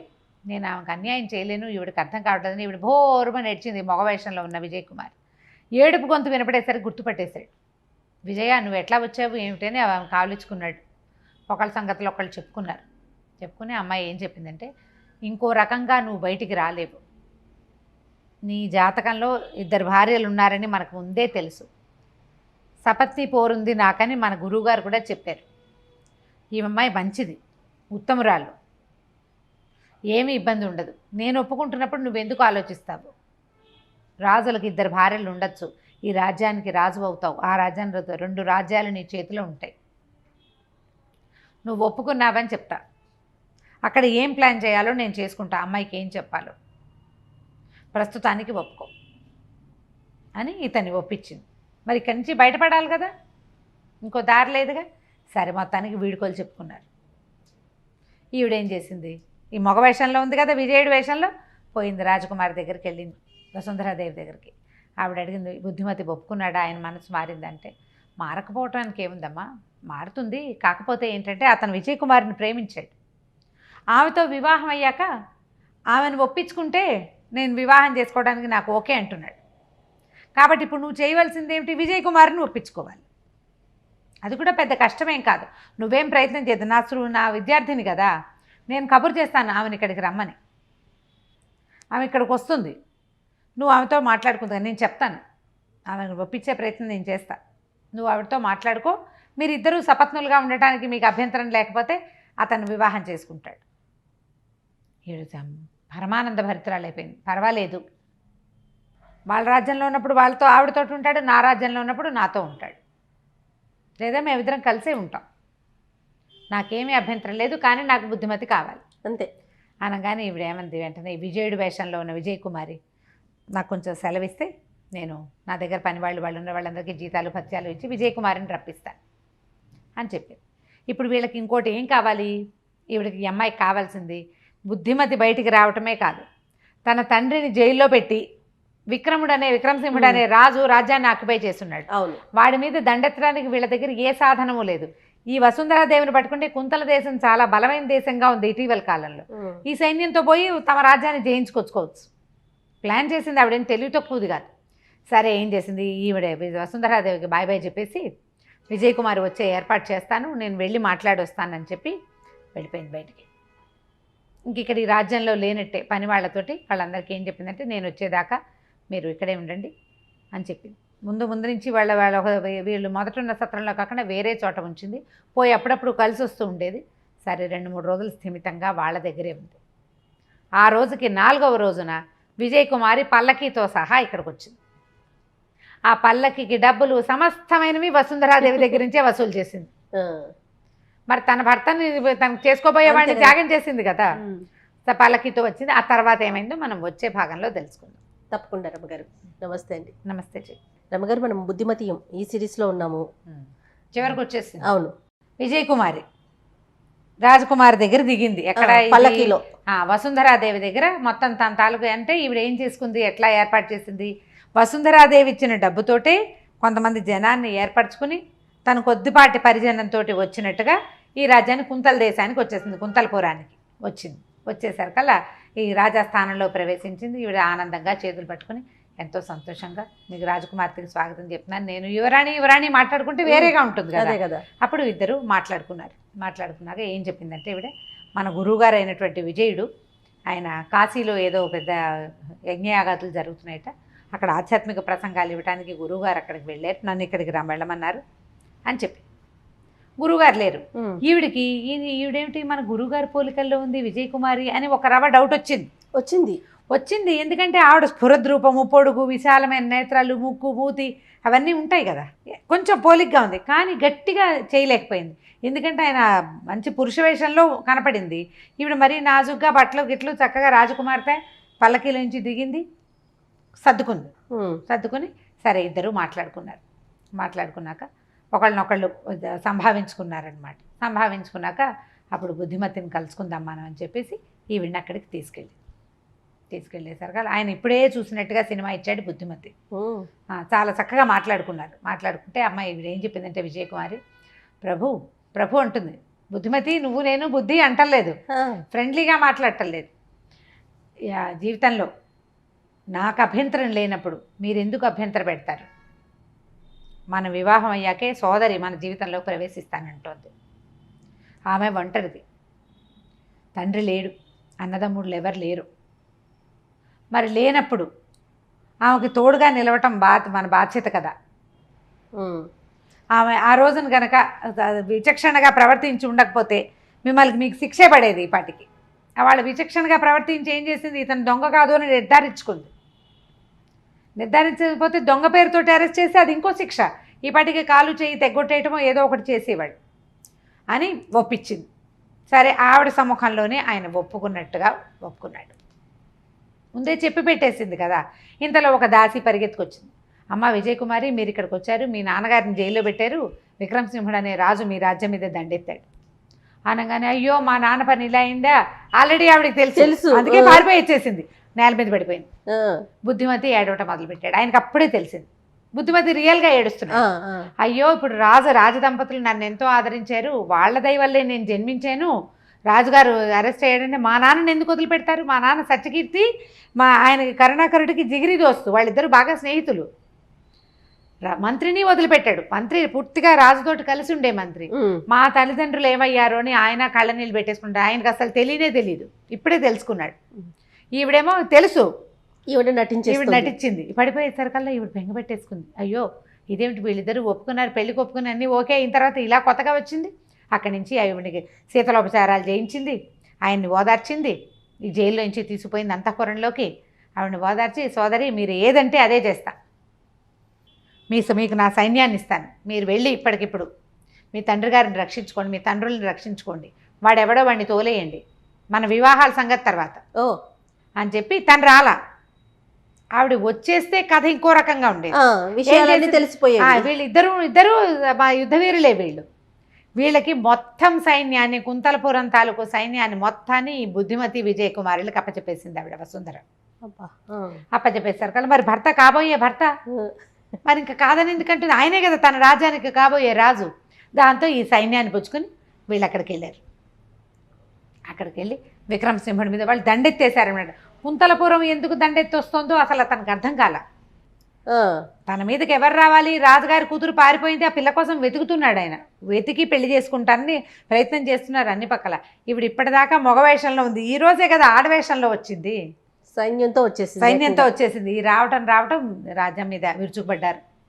పడి నువ్వు రాజును వదిలిపెట్టకపోతే నేను నీ సంగతి చూస్తామన్నారు. వాళ్ళు యుద్ధం చేసుకున్నారు. తరిమి కొట్టేశారు వాళ్ళ సేనల్ని. తరిమి కొట్టి లోపలికి ప్రవేశించారు. తండ్రుల్ని రక్షించుకున్నారు. జైల్లోంచి తీసుకొచ్చి అప్పుడు తండ్రికి వివరంగా తను చేసిన పనిని చెప్పింది ఆవిడ. దాచిపెట్టల, తండ్రి దగ్గర దాచల. తండ్రి దగ్గర మంత్రి గారి దగ్గర ఇద్దరు శమరసింహుడి పేరుతోటి ఫోటో క్రియేట్ చేశాను, ఇట్లా ప్రయత్నం చేశాం. అక్కడికి వెళ్ళేసరికల్లా బుద్ధిమతి ఈ పరిస్థితిలో పడ్డాడు. నేనేమో ఈ విక్రమసింహుడు వస్తాడని పారిపోయాను. అక్కడికి వెళ్ళి వసుంధరాదేవిని లైన్లో పెట్టుకుని ఇలా ప్లాన్ చేశాం అని చెప్పి తండ్రిని అడిగింది, నన్ను క్షమించు, నేను ఈ పని కనుక చేయకపోయింటే ఇంకో రకంగా ఉండేది, నా వివాహం విషయంలో నేను స్వతంత్రించాను అని ఇక తండ్రిని ప్రార్థించింది. ఆయన ఏమనుకున్నాడంటే ఒకవేళ ఈ అమ్మాయి కనుక నేను బుద్ధిమతినే పెళ్లి చేసుకుంటాను అంటే కాస్త కినిసినా ఒప్పుకునేవాడు. వాళ్ళకి బుద్ధిమతి అంటే చాలా ప్రీతి. కాకపోతే ఒక రాచకన్యని ఇంకో రాజుగారి అబ్బాయికి ఇవ్వాలని సాధారణమైన ఆలోచనతో చేశారు వాళ్ళు.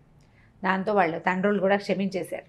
పైగా ఈ బుద్ధిమతి ఇక్కడి నుంచి అక్కడికి వెళ్ళటం వల్ల ఏమైంది, ఏనాడో కుంతలపురంకి వీళ్ళకి చిన్న వైరం ఉంది తొలి కాలంలో, అది కాస్త తొలగిపోయింది. అందుకే కదా రాజముద్రిక ఉన్నది వీళ్ళ దగ్గర. అవునవును అవును. ఆ విషయం బుద్ధిమతి వివరంగా చెప్పాడు ఆవిడకి, వసుంధరాదేవికి. మీ రాజముద్రిక ఉంది, ఆ ముద్రికనే తీసుకుని వచ్చాను నేను ఇక్కడికని. దాంతో వీళ్ళు ఏం చేశారంటే ఒప్పుకొని ముందు విజయకుమారికి బుద్ధిమతికి వివాహం చేశారు వీళ్ళ ఊళ్ళో. వివాహం చేశాక అప్పుడు కుంతలపురానికి తరలి వెళ్ళి అక్కడ వసుంధరాదేవితోటి బుద్ధిమతికి వివాహం చేశారు. 2 రాజ్యాల్లోనూ పట్టాభిషేకం చేయించుకున్నాడు బుద్ధిమతి. ఇక్కడ రాజకుమార్తెని పెళ్లి చేసుకున్నాడు, అక్కడ రాజకుమార్తెని పెళ్లి చేసుకోవడంతో ఈ 2 రాజ్యాలని కలిపేసుకున్నారు.